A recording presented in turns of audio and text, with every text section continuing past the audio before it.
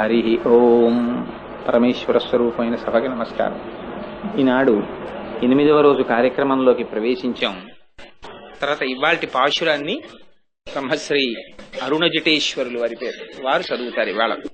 ஆண்டாள் திவ்ய திருவடிகளே சரணம்.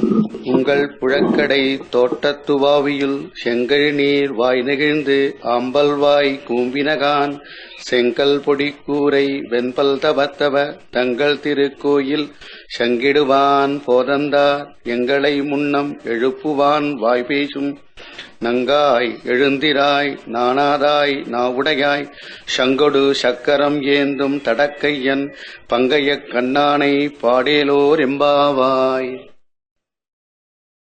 ఈనాటి పాశురంలో కూడా తల్లి గోదాదేవి ఒక గోపికని నిద్ర లేపుతోంది.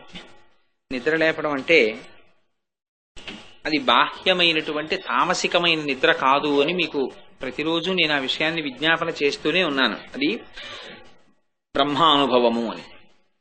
ఆ పాశురంలో తల్లి అంటుంది, ఓ పరిపూర్ణురాలైనటువంటి గోపిక, నీ దిగుడు బావిలో ఉన్నటువంటి నల్ల కలువలు ముడుచుకుంటున్నాయి, ఎర్రతామరులు విచ్చుకుంటున్నాయి. కాబట్టి అది సూర్యోదయం అయింది అని చెప్పడానికి గుర్తు. పైగా ఎర్రని కాషాయ వస్త్రములను ధరించినటువంటి వారు, తెల్లని దంతవరుస కలిగినటువంటి వారు, సన్యాసులు కుంచకోలలు చేత పట్టుకుని తమ తమ ఆలయములకు కైంకర్యములను సమర్పించడానికి తలుపులు తీయడానికి బయలుదేరి వెడుతున్నారు. అందరినీ నీవు వచ్చి నిద్రలేపుతానని మాట ఇచ్చి ఇవాళ నిద్రలేపడం మాని నువ్వు ఒక్కదానివి పడుకుని నిద్రపోతున్నదానా?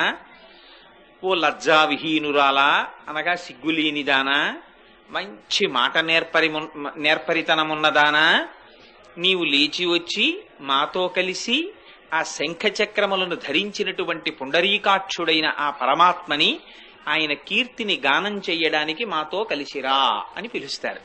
అయితే బాహ్యంలో వింటే ఏమిటో అనిపిస్తుంది అనుకోండి. ఆ పాశురం మీ అందరికీ తెలుసున్నవి, ఏదో నేను చెప్పడమే కానీ నాకన్నా అందరూ తెలుసున్న వాళ్ళే. మద్విశిష్టాశ్చ తుల్యాశ్చ సంతి తత్ర వనౌకస మత్త ప్రత్యవర కశ్చిన్నాస్తి సుగ్రీవ సన్నిధౌ అంటారు హనుమ.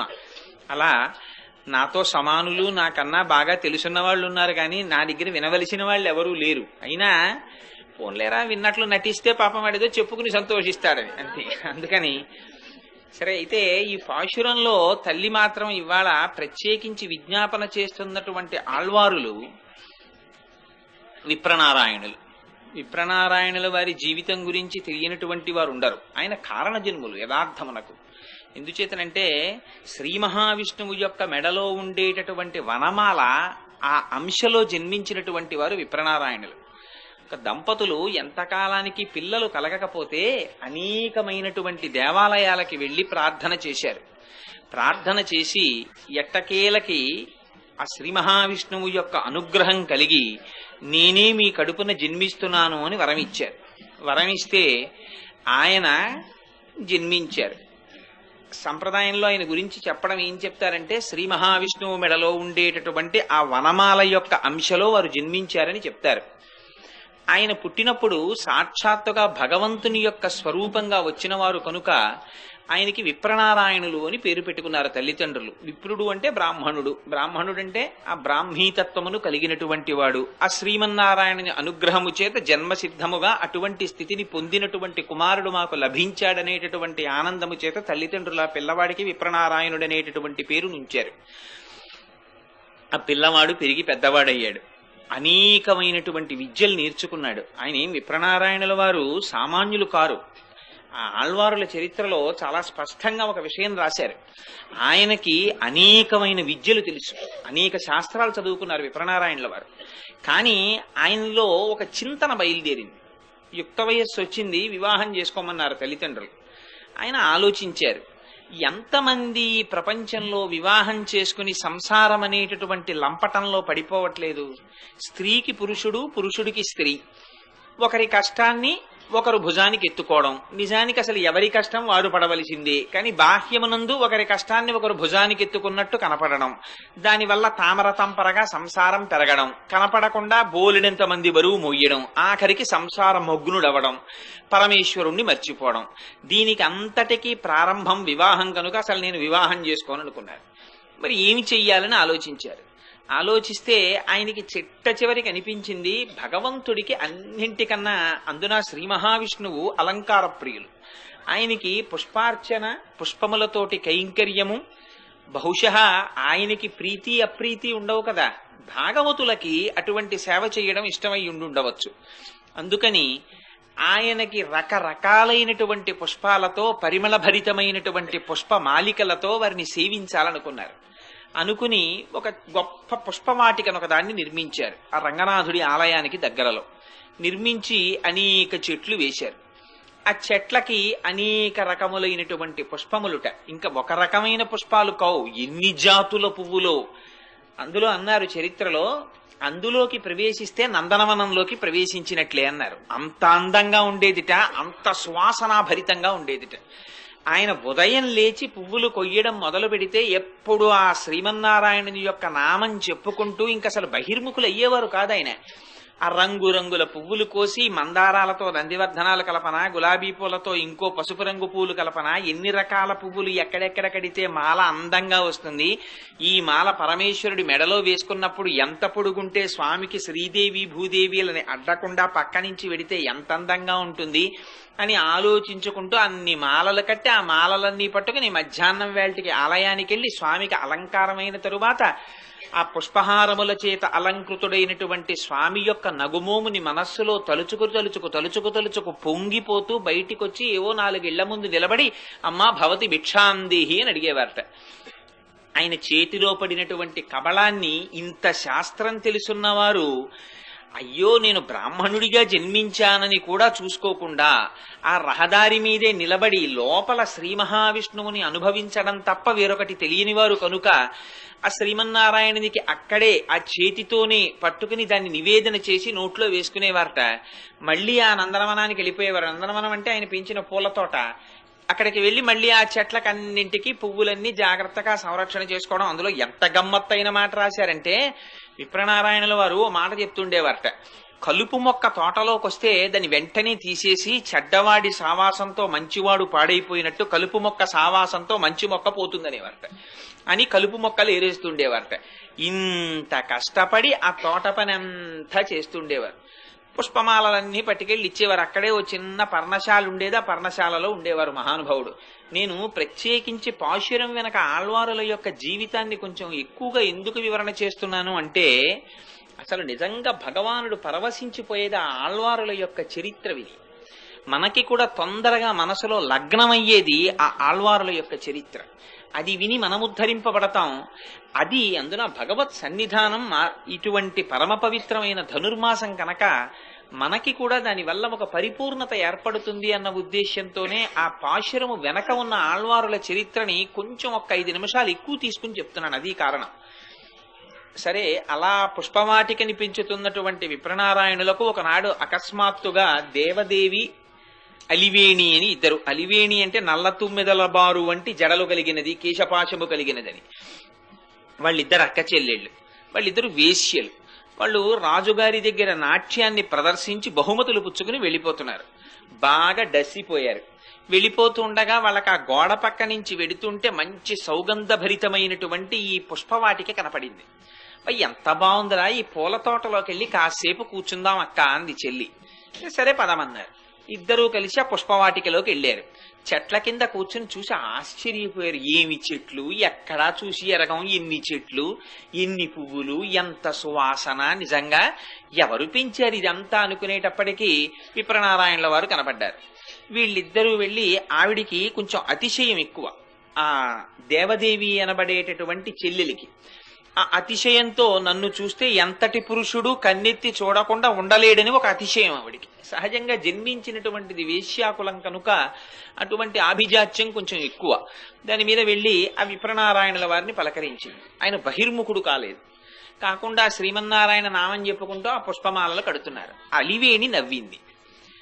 నీ కక్కుటమారాలన్నీ ఇలాంటి వాడి దగ్గర, ఆయన సాక్షాత్తుగా విష్ణువుని నమ్ముకున్నవాడే, ఆయన చుట్టూ నువ్వు ఎన్ని మార్లు తిరిగి మాట్లాడితే మాత్రం ఆయన నీ వంక చూస్తాడు అంది. ఆ మాటకి పౌరుషం వచ్చింది దేవదేవికి. అసలు ఆవిడ పూర్వజన్మలో కుబ్జ అని రాశారు. కుబ్జ అంటే శ్రీకృష్ణ పరమాత్మ కుబ్జకి దగ్గర గంధం పుచ్చుకున్నారు. ఆ కుబ్జ యొక్క అంశలో వచ్చింది ఆవిడకి చిట్ట చివర కోరికుండిపోయి మళ్లీ పుట్టింది అన్నారు.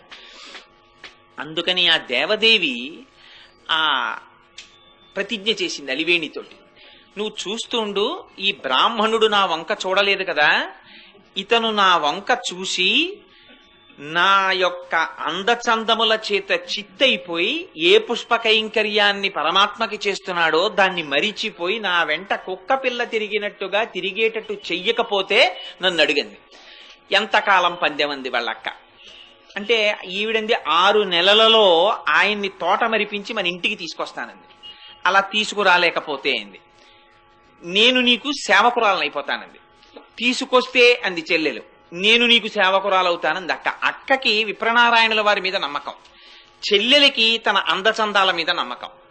సరే, ఈవిడ మెల్లిగా మరునాడు కాషాయాంబరములు ధరించింది. ఆ సాక్షాత్తుగా శ్రీ మహావిష్ణువుని సేవించేటటువంటి మహాభక్తురాలిలా తయారై వచ్చింది. వచ్చి, మహానుభావ ఏం చెప్పమంటావయ్యా, ఏదో వేశ్యగా జన్మించాను, కానీ ఆ జీవితంలో ఏమి సుఖం ఉంది, అందరూ ఈ పాంచభౌతికమైనటువంటి శరీరములో ఉండేటటువంటి అందాన్ని చూసి అనుభవించి విసిరేసేవాళ్లే. ఇన్నాళ్లకి నా బుద్ధి స్మృతిని పొందింది, భగవంతుడి పాదములు చేరాలనుకుంటున్నాను, కానీ నీ వంటి మహానుభావుడి పాదములు పట్టుకుంటే భగవంతుణ్ణి చేరుకోవడం తేలిక అన్న పూనికతో నీ వద్దకు వచ్చాను. నన్ను తిరస్కరించక నీతో పాటుగా ఈ పుష్పవాటికకి సేవ చేసేటటువంటి అదృష్టాన్ని నాకు కటాక్షించు. ఈ చెట్లని సాకుతాను, వీటికి పూసిన పువ్వులు రంగనాథుడికి వెడతాయి కనుక నాకు ఇంత పుణ్యలేశం అబ్బుతుందని అడిగింది. ఆవిడ యొక్క బాహ్యమైన స్వరూపం చూసి విప్రనారాయణుల వారు అంగీకరించారు. అయితే ఆళ్వారుల చరిత్రలో గొప్ప అందమైన మాట రాశారు. నాకు ఈ విప్రనారాయణుల వారి చరిత్ర 3-4 మాటలు చదివాను. అసలు ఈ మార్పుకి ఎక్కడి నుంచి వచ్చింది అని 5-6 మాటలు చదివిన తర్వాత ఒక శ్లోకంలో రాశారు రహస్యాన్ని. ప్రతిరోజు పుష్పవాటికకి సేవ చేసేటప్పుడు కూడా దేవదేవి మనస్సులో కోరుకునేదిట, రంగనాథుడా, మా అక్కతో పందెం వేశాను, నన్ను నెగ్గించవలసిన పూచి నీదని. పరమాత్మకి ఎవరు సేవ చేస్తున్నా ఆయనకి ఏమిటి, ఆ పందెం నెగ్గించాలి, ఆ భక్తుల్ని రక్షించడమే ఆయన ప్రయోజనం. దానికి ఆయన ఇంతకైనా దిగజారుతారు. ఆయన అంటే దిగజారుతారన్న మాట నేను ఎందుకు వాడానంటే, మొన్నటి రోజుని చెప్పానే, దెబ్బలు తినడానికి కూడా వెనకాడలేదు మహానుభావుడైన.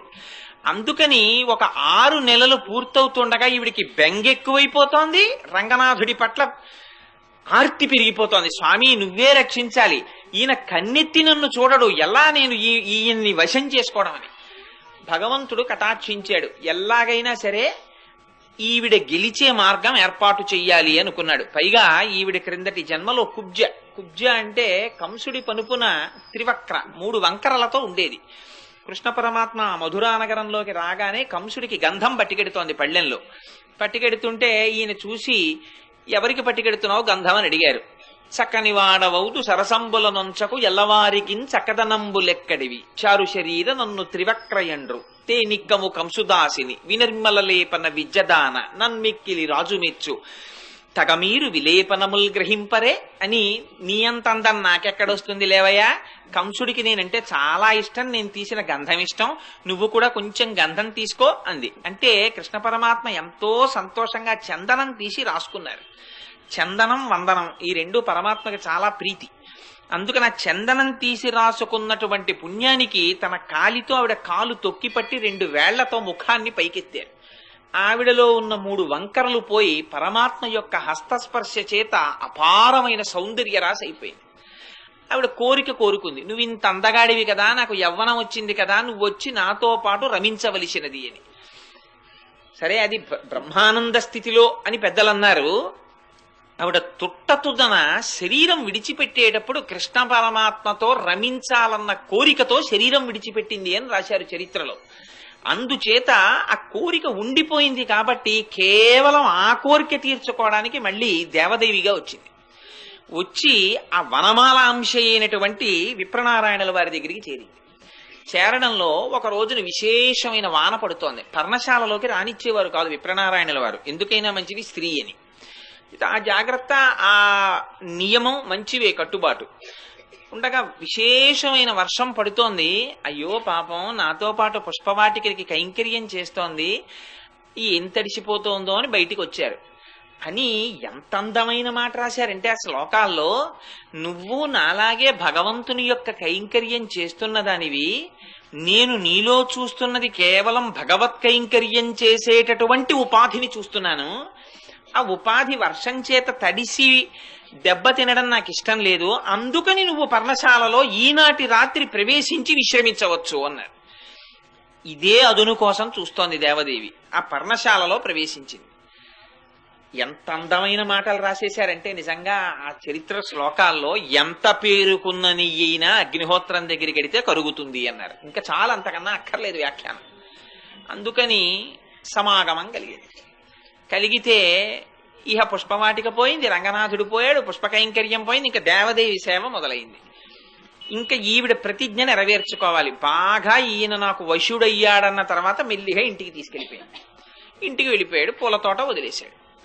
వెళ్ళిపోయి ఆవిడ ఇంట్లో ఉంటుండేవాడు. అక్క చూశావా నా ప్రతిజ్ఞను ఎగ్గించుకున్నానని ప్రతిరోజు మురిసిపోయేది. ఒకనాడు వారి తల్లి అంది, ఇలా ప్రతిజ్ఞలు చేయడాలును ఆయనే ప్రతి ఇంటి ముందు నిలబడి ఓ కబళం అడిగి ఆ కబళం తినేటటువంటి బ్రాహ్మల్ని మన ఇంటికి తీసుకొస్తే ప్రయోజనం ఏమిటి? ఈ ప్రతిజ్ఞలు ఏదో రాజుల మీద పట్టాలి, జమీందారుల మీద పట్టాలి. ఇదేమి ప్రతిజ్ఞ? దీనివల్ల మనకు ఉపయోగం ఏమిటి? ఈయన్ని తీసుకొచ్చి పైగా ముప్పొద్దులా భోజనం ఒకటి మనకి ఎందుకు వచ్చింది? ఈయన్ని పంపించేయమంటే ఆవిడ కూడా సమయానికి అంగీకరించింది. ఈయన్ని పట్టుకుని బయటికి తోసేశారు. బయటికి తోసేస్తే పాపం ఈయన దేవదేవిని చూడకుండా ఉండలేక పిచ్చి బ్రాహ్మడు పక్కింటి అరుగు మీద పడుకున్నాడు. ఈవిడ ఎప్పుడోప్పుడు బయటకు వస్తుంది కదా, కనీసం చూసి తృప్తి పొందుదామని పక్క అరుగు మీద పడుకుంటే, ఆయన ఇంతగా కైంకర్యం చేసిన వారు కదా, ఇది అమ్మవారు చూసింది. లక్ష్మీదేవి చూసి, రంగనాథుడు ఏకాంత సేవ చేసిన తరువాత నేను ఇవేవి కృతకంగా కల్పించలేదండి, యథార్థంగా శ్లోకాల్లోంచే చెప్తున్నాను తాత్పర్యం. చాలా పరమ ప్రీతితో అమ్మవారి చెయ్యి పట్టుకున్నారట స్వామి. అమ్మవారు అందిట, నీకింత కైంకర్యం చేసిన వాడు పక్కింటి అరుగు మీద పడుకున్నాడు, దేవదేవి కనపడకుండా. నువ్వు ఏకాంత సేవ అయిపోయాక నా చెయ్యి పట్టుకుంటున్నావు, ఆయనకి దేవదేవి చెయ్యి పట్టుకునే అదృష్టాన్ని ఇచ్చి నువ్వు నా చెయ్యి పట్టుకోంది. అంటే భగవానుడికి ఏం చెయ్యాలో అర్థం కాక ఆయన దగ్గర తిరువారాధన అని చేస్తారు వైష్ణవ సాంప్రదాయంలో. ఒక కంచంలో 5 గిన్నెలు లాంటివి పెట్టి, 5 గిన్నెల్లో మళ్ళీ మధ్యలో 5 గిన్నెల్లోనూ నీళ్లు పెడతారు, మధ్య గిన్నెలో తిరువారాధన పాత్ర అంటారు. అందులో నీళ్లు 5 నీళ్లుంటాయి, మధ్యలో దాంట్లో కూడా నీళ్లుంటాయి. ఆ పాత్రని ఆయనే తీసేశారు అక్కడి నుంచి. అది స్వర్ణ పాత్ర. తీసేసి గబగబా దేవదేవి ఇంటికి వెళ్లి తలుపు కొట్టి, నేను స్వయంగా విప్రనారాయణుల వారి శిష్యుణ్ణి, మీరు ఆయన ఏమీ ఇవ్వలేదని ఇంటికి రానివ్వట్లేదుట, ఇదిగో కాంచన పాత్ర పంపించారు, ఇప్పుడు వచ్చి ఆయన్ని తీసుకెళ్ళండి అని ఆ పాత్ర ఇచ్చారు. వాళ్ళ అమ్మ ఆ పాత్ర తీసుకుని చాలా మురిసిపోయి ఆ పాత్ర ఇంట్లో పెట్టుకుని దేవదేవిని పిలిచి వెళ్ళి తీసుకురమ్మంది. వాళ్ళు వచ్చి గబగబా పాపం ఈయన్ని తీసుకెళ్లారు. కానీ ఆ దేవదేవికి పూర్వ సంబంధం వల్ల మీ శిష్యుడు వచ్చి బంగారం పాత్ర ఇచ్చాడు, అందుకని నిన్ను రప్పిస్తున్నానంటే మనసు ఖేదపడుతుందేమోలే, వెరి బ్రాహ్మడికి చెప్పడం ఎందుకు ఆ మాట అని చెప్పేసి, ఈయన తెలియదా ఏమిటి మళ్ళీ చెప్పడం ఎందుకని ఆవిడ ఊరుకుంది. ఈయనకి అసలు ఈ విషయం తెలియదు, రంగనాథుడు బంగారు పాత్ర ఇచ్చినట్టు. ఈయన సంతోషంగా వెళ్ళిపోయాడు, మళ్ళీ కులాసాగా వాళ్ళ ఇంట్లో గడుపుతున్నాడు కాలం. గడుపుతుంటే తెల్లవారిపోయింది. అర్చకులు వచ్చి దేవాలయం తలుపులు తీశారు. ఎదురుగుండా 5 పాత్రలలో మధ్య పాత్ర లేదు. లేకపోతే భయపడి రాజుకు చెప్పారు. చెప్తే ఆ నోట భటులు వెళ్లారు, రాజుగారికి చెప్పారు. చెప్పేటప్పటికే స్వామివారి సన్నిధానంలో ఉండవలసినటువంటి 5 పాత్రలలో మధ్య పాత్ర ఎందువల్ల పోయింది? ఇది అర్చకులకి తప్ప వేరొకరికి తెలిసే అవకాశం లేదు. ప్రతిదానికి పాపం వాళ్ళొకళ్ళు దొరికిపోతారు అమాయకంగా దేవుడి దగ్గర తిరిగినందుకు. అందుకని మీకు తెలియకుండా ఉండదు, చెప్పండి అన్నారు. మళ్ళీ ఎవరిని పట్టుకుంటారు వీళ్ళు? మళ్ళీ ఆ స్వామి పాదాలు పట్టుకున్నారు. ఇదేమన్యాయం అయ్యా స్వామి, రాత్రి మేమే కదా నీకు ఏకాంత సేవ చేసి తలుపు లేచి వెళ్ళాం, అప్పుడు 5 ఉన్నాయి, పొద్దున్న లేచి వచ్చేటప్పటికి తాళాలు ఉన్నాయి, తాళాలు తీస్తే పాత్ర లేదు, కాబట్టి పాత్రలన్నీ ఉన్న తర్వాత మేము వెళ్ళిపోయాం, ఆ తర్వాత ఉన్నది నువ్వున్నావు, తర్వాత పాత్ర లేదు, ఇంకా తర్వాత మాట మేము అనం, కానీ దానికి మమ్మల్ని మాత్రం బాధ్యుణ్ణి చేయకుని పాదాలు నమ్ముకున్నందుకన్నారు. అంటే మళ్ళీ వీళ్ళని రక్షించాలి పాపం. అందుకని ఆయన ఈలోగా భటులు అల్లరి ఊరంతా అయ్యో దేవాలయంలో పాత్ర కనపట్టలేదటని చెప్పుకుంటున్నారు. ఈ దేవదేవి ఇంట్లో పనిచేసే పని మనిషి ఒకత్త రహదారిలో వెళ్ళిపోతోంది. ఏదైనా పోయిందంటే ఇంకా చిలవలు పలవలైపోతుంది కదండి. ఇంట్లో 5,000 పోయిందని వాడు చెప్తే 4 సందులు దాటేటప్పటికి అది 5 లక్షలు అయిపోతుంది. అబ్బో ఎలాంటి ఆఫీసులో పనిచేస్తున్నాడండి ఎందుకుండదు అని ఇంకా అసలు ఆయన క్యారెక్టర్కే అససినేషన్ వచ్చేస్తుంది. అందుకని అలా చిలవల పలవలైపోయి ఆ గిన్నె ఇంత గిన్నెంటే అంత గిన్నెంటే అంత గిన్నెంటే చెప్పుకుంటుంటే ఈ పని మనిషి వెళ్ళిపోతున్నది ఉన్నది ఊరుకోకుండా ఎంత గిన్నె మా అమ్మగారింట్లో ఉన్న బంగారం గిన్నెంత ఉంటుందా అంది. అంటే మీ అమ్మగారింట్లో ఇది రాజభటులు వింటున్నారు, మీ అమ్మగారింట్లో బంగారం గిన్నె ఎక్కడదన్నారు. ఈలోగా రంగనాథుడు రాజుగారికి కల్లోకి వచ్చాడు. వచ్చి అసలు ఆ విప్రనారాయణకి శిష్యుడు లేరు, నేనే పట్టుకెళ్ళి ఇచ్చానన్నాడు. అంటే రాజుగారు ఆశ్చర్యపోయి ఇదేమిటయా నిన్ను నమ్ముకున్న బ్రాహ్మణ్ణి వేశ్య దగ్గరికి చేర్చడానికి నువ్వు మళ్ళీ ఆయనకి శిష్యుడి వేషం వేసుకుని గుళ్ళో పాత్ర పట్టుకెళ్ళి వేశ్యకిచ్చావా అన్నాడు. ఆయన అన్నాడు నీకు అనవసరం, నా పాత్ర నీ పట్టుకెళ్ళా, ఇన్ని ప్రశ్నలు వేయడానికి నీకున్న అధికారం ఏమిటన్నాడు. అంటే ఆ రాజుగారు నిజమే బాబు నాకెందుకు వచ్చింది, గుళ్ళో పాత్ర అయింది, గుళ్ళో పాత్ర ఏమిటి నా పోస్ట్ అయింది, ఇంకొంచెం ఏమైనా మాట్లాడితే తెల్లారేపటికి రాజ్యభ్రష్టత్వం వస్తుంది అని అలాగే మహాప్రభు విడుదల చేసేస్తామన్నారు. ఆ పాత్ర తీసుకుని వాళ్ళని విడిచిపెట్టన్నారు. ఈ మాట రాజుగారు నిండు కొలువులో ప్రకటించి విప్రనారాయణ ఆ పాత్ర తెచ్చినటువంటి వాళ్ళు నీకు శిష్యులు లేరట, రాత్రి రంగనాథుడు చెప్పాడు ఆయనే పట్టుకొచ్చారట పాత్ర, నిన్ను విడుదల చేస్తున్నామన్నారు. అప్పుడు ఆయన బుద్ధి మారింది. అరేరే నా కోసమని దేవాలయంలో పాత్ర తెచ్చి నాకు ఒక వేశ్యా సంగమాన్ని కల్పించడానికి దిగొచ్చాడా మా స్వామి. అంతటి దయాశాలి పాదములు విడిచిపెట్టి ఆయన పుష్పకైంకర్యం విడిచిపెట్టి తొట్టకు ఒక వేశ్య లంపటంలో చిక్కుకున్నానా అని బెంగ పెట్టుకుని ఇంక నేను స్వామి ఇంతకాలం నీ సేవకుండని గొప్పగా పిలుచుకునేవాణ్ణి, ఇంక నేను అలా పిలుచుకోని ఇవాళ నుంచి నేను నీ భక్తుల యొక్క పాద రేణువని పేరు పెట్టుకుంటానని భక్తాంఘ్రి రేణు పరకాల యతీంద్ర మిశ్రాన్ అని అందుకొచ్చింది. ఆయన భక్తాంఘ్రి రేణువు అని పెట్టుకున్నారు. ఆ భగవంతుణ్ణి నమ్ముకున్న భాగవతుల పాదములకు అంటుకున్న రజోధూళిని నేనని పెట్టుకున్నారు అని ఆ దేవదేవిలో కూడా విశేషమైనటువంటి మార్పు వచ్చింది. ఇద్దరూ ఆ భగవంతుడి కైంకర్యం చేసుకున్నారు, తుట్టతుటన ఆ స్వామిలో లీనమైపోయారు. ఆ పరమేశ్వరుడి లీలలు అంత చిత్రాతి చిత్రంగా ఉంటాయి. గత జన్మలలో మనం చేసుకున్నటువంటి సంస్కారములు ఎటువంటి స్థితికి తీసుకెడతాయో చూడండి. ఆ విప్రనారాయణుల వారు ఆళ్వారులలో ఒకరు. ఆ ఆళ్వారులని ఇవాళ విప్రనారాయణుల్ని అమ్మవారు స్తోత్రం చేస్తోంది ఈ పాశురంలో. అందుచేత పెరటిలో పూలతోట, దిగుడు బావి, అందులో తామర పువ్వులు, నల్ల కలువలు, ఈ మాటలన్నీ ప్రస్తావన చేస్తోంది. ఎందుకని విప్రనారాయణుల వారు పెంచినటువంటి పూలతోటని పుష్పకైంకర్యాన్ని మనసులో పెట్టుకుని మాట్లాడుతోంది ఈ మాటలు. సరే అందులో అంటుంది ఓ పూర్ణురాలా అదిగో తెల్లవారిపోతోంది, తెల్లవారిపోతోందనడానికి గుర్తు నీకు తెలియడం లేదా? నీ పెరటి తోటలోని దిగుడు బావిలో ఉన్నటువంటి నల్ల కలువలు ముకిలించుకుంటున్నాయి, ఎర్ర తామరలు విచ్చుకుంటున్నాయి. అంటే ఆవిడంది నల్ల కలువలు ముడుచుకుంటున్నాయని ఎర్ర తామరలు వికసిస్తున్నాయని మీకు ఎలా తెలిసింది? మీ ముఖముల కాంతే మీరు ఆ ఆకాశంలో ఉన్నప్పుడు చూసుకుని అవి ప్రతిఫలించగా తామరలు వికసిస్తున్నాయని అనుకుంటున్నారు. మీరు మా పెరటిలో ఉన్న బావిలో ఉన్న పువ్వులు విచ్చుకున్నాయో లేదో చూశారా అని అడిగింది. అడిగితే ఆవిడంది అయ్యో అది కాదు. ఆ వచ్చినటువంటి గోపికలు అన్నారు అది కాదమ్మా, మేము యథార్థం చెప్తున్నాం, మేము వచ్చేటప్పుడు బయట చూసినటువంటి పొలాలలో విచ్చుకున్నటువంటి పుష్పములను బట్టి ఇక్కడ దిగుడు బావిలో ఉన్నటువంటి పుష్పములు కూడా విచ్చుకున్నాయనేటటువంటి విశ్వాసంతో మేము ఈ మాట మాట్లాడుతున్నాము అన్నారు. కానీ అసలు ఇంది లోపల నిక్షేపించినటువంటి రహస్యం వేరు. తామర పువ్వులు విచ్చుకోవడం, నల్ల కలువలు ముడుచుకోవడం, ఈ రెండింటికి సంబంధం సూర్యుడితోటి. సూర్య భగవానుడు ఉదయించగానే తామర పువ్వులన్నీ వికసిస్తాయి, కలువ పువ్వులన్నీ ముడుచుకుంటాయి. దీన్ని విరాట పర్వంలో తిక్కన గారు ఎంత దూరం తీసుకెళ్లారంటే సూర్యుణ్ణి, ఆయన విరాట పర్వంలో ఒక అద్భుతమైన పద్యం రాశారు తిక్కనామాచ్యుల వారు. అందులో అంటారు నీరజాకరములు నిష్టయై చేసిన భవ్యతపంబు ఫలమనంగా దినసముఖాకి నందిత చక్రయుగ్మ కంబులయనురాగంపు బ్రూవనంగా హరిహర బ్రహ్మ మహానుభావంబులొక్కటింగాగరగిన గట్టియనగా అతుల వేదత్రయ లతికాచయము పెనుబొందన్ పుట్టెడు మూలకందమనగా జన సమాజ కర పుట హృదయ సరోజములకు ముకుళనంబును జృంభణంబును నర్చి భానుబింబంబు పూర్వాద్రిపై విలింగే అన్నారు. ఆ సూర్యబింబం వచ్చేటప్పటికిట జన సమాజ కర్ర పుట హృదయ సరోజములకు ముకుళనంబును జృంభణంబును కలుగుతాయిట. అంటే లోపల ఉండేటటువంటి హృదయ పద్మములు వికసిస్తాయిట. అమ్మయ్య తెల్లవారిందని అందరూ జాగృతిలోకి వస్తారు. ఈ కరపుటములున్నాయే, ఈ చేతుల యొక్క చివరి భాగములు ఇవి కలుసుకుంటాయిట, అంటే ముకుళించుకుంటాయిట, ఇలా వచ్చి కలుసుకుంటాయిట. అంటే అందరూ సూర్యుడికి నమస్కారం చేస్తారట.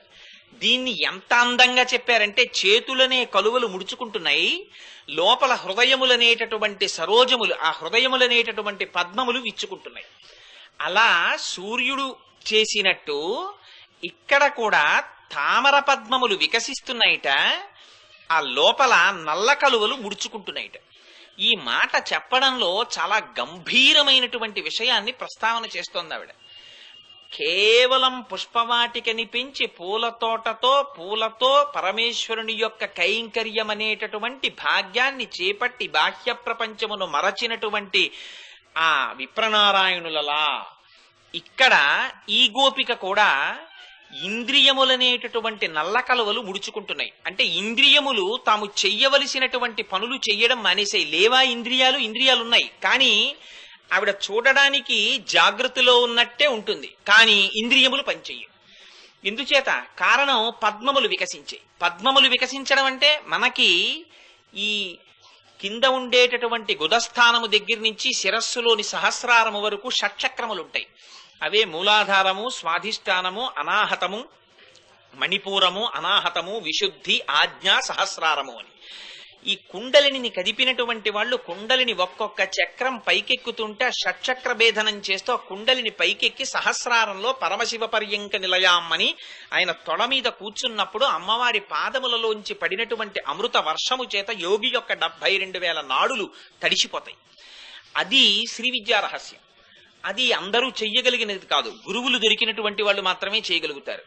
అందుచేత ఇవాళ పద్మములు వికసించి షట్చక్ర భేదనం చేసినటువంటి యోగికి బయట ఇంద్రియములన్నీ అంతర్ముఖమైపోయినట్టు, అవి ఉండి పని చెయ్యనట్టు నల్ల కలువలు ముకుళించుకున్నాయి, పద్మములు వికసిస్తున్నాయి.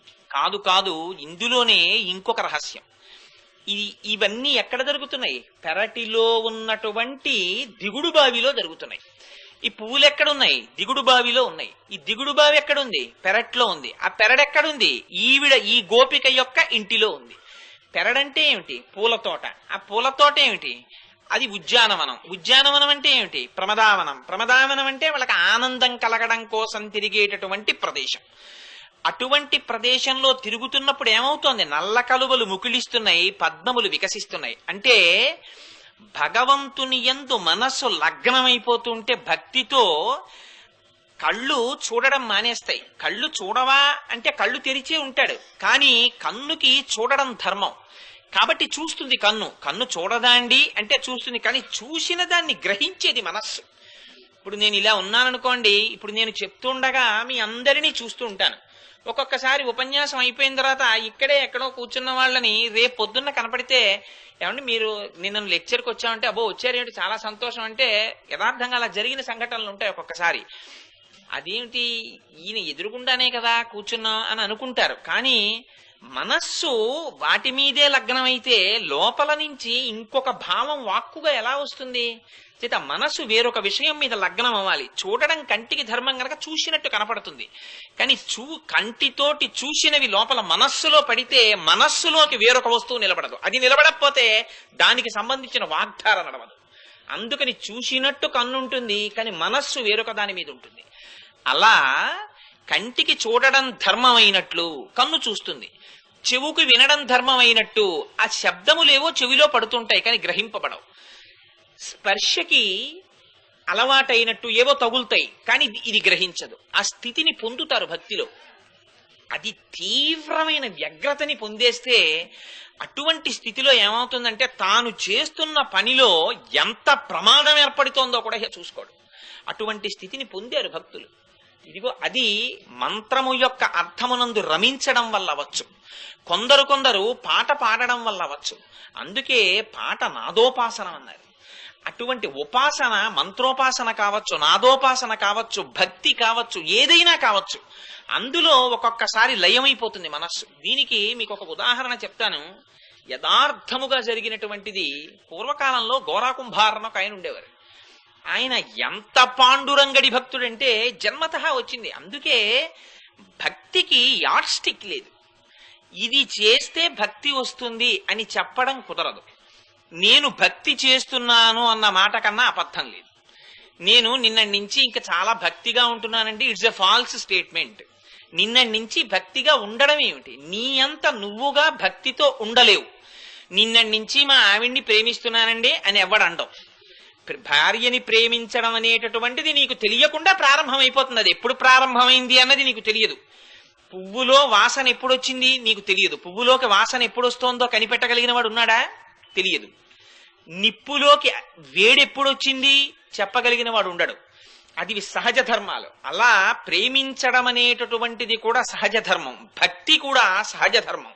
అది ఒక్కొక్కరి యందు వారు పుస్తకాలు చదివారా, జ్ఞానముందా, గురువుల శుశ్రూష చేశారా, ఇవి కాదు.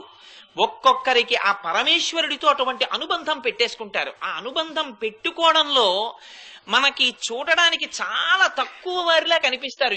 ఏమీ చదువుకోని వారిలా కనపడతాను. కానీ వారి నిజంగా అంతరమునందు పరిశోధన చేసి నిలబడితే వారి భక్తి ముందు భక్తుడులా కనపడినటువంటి వాడు ఎక్కడో ఉంటాడు. అడుక్కెళ్ళి ఈయన పేరు పైన ఉంటుంది.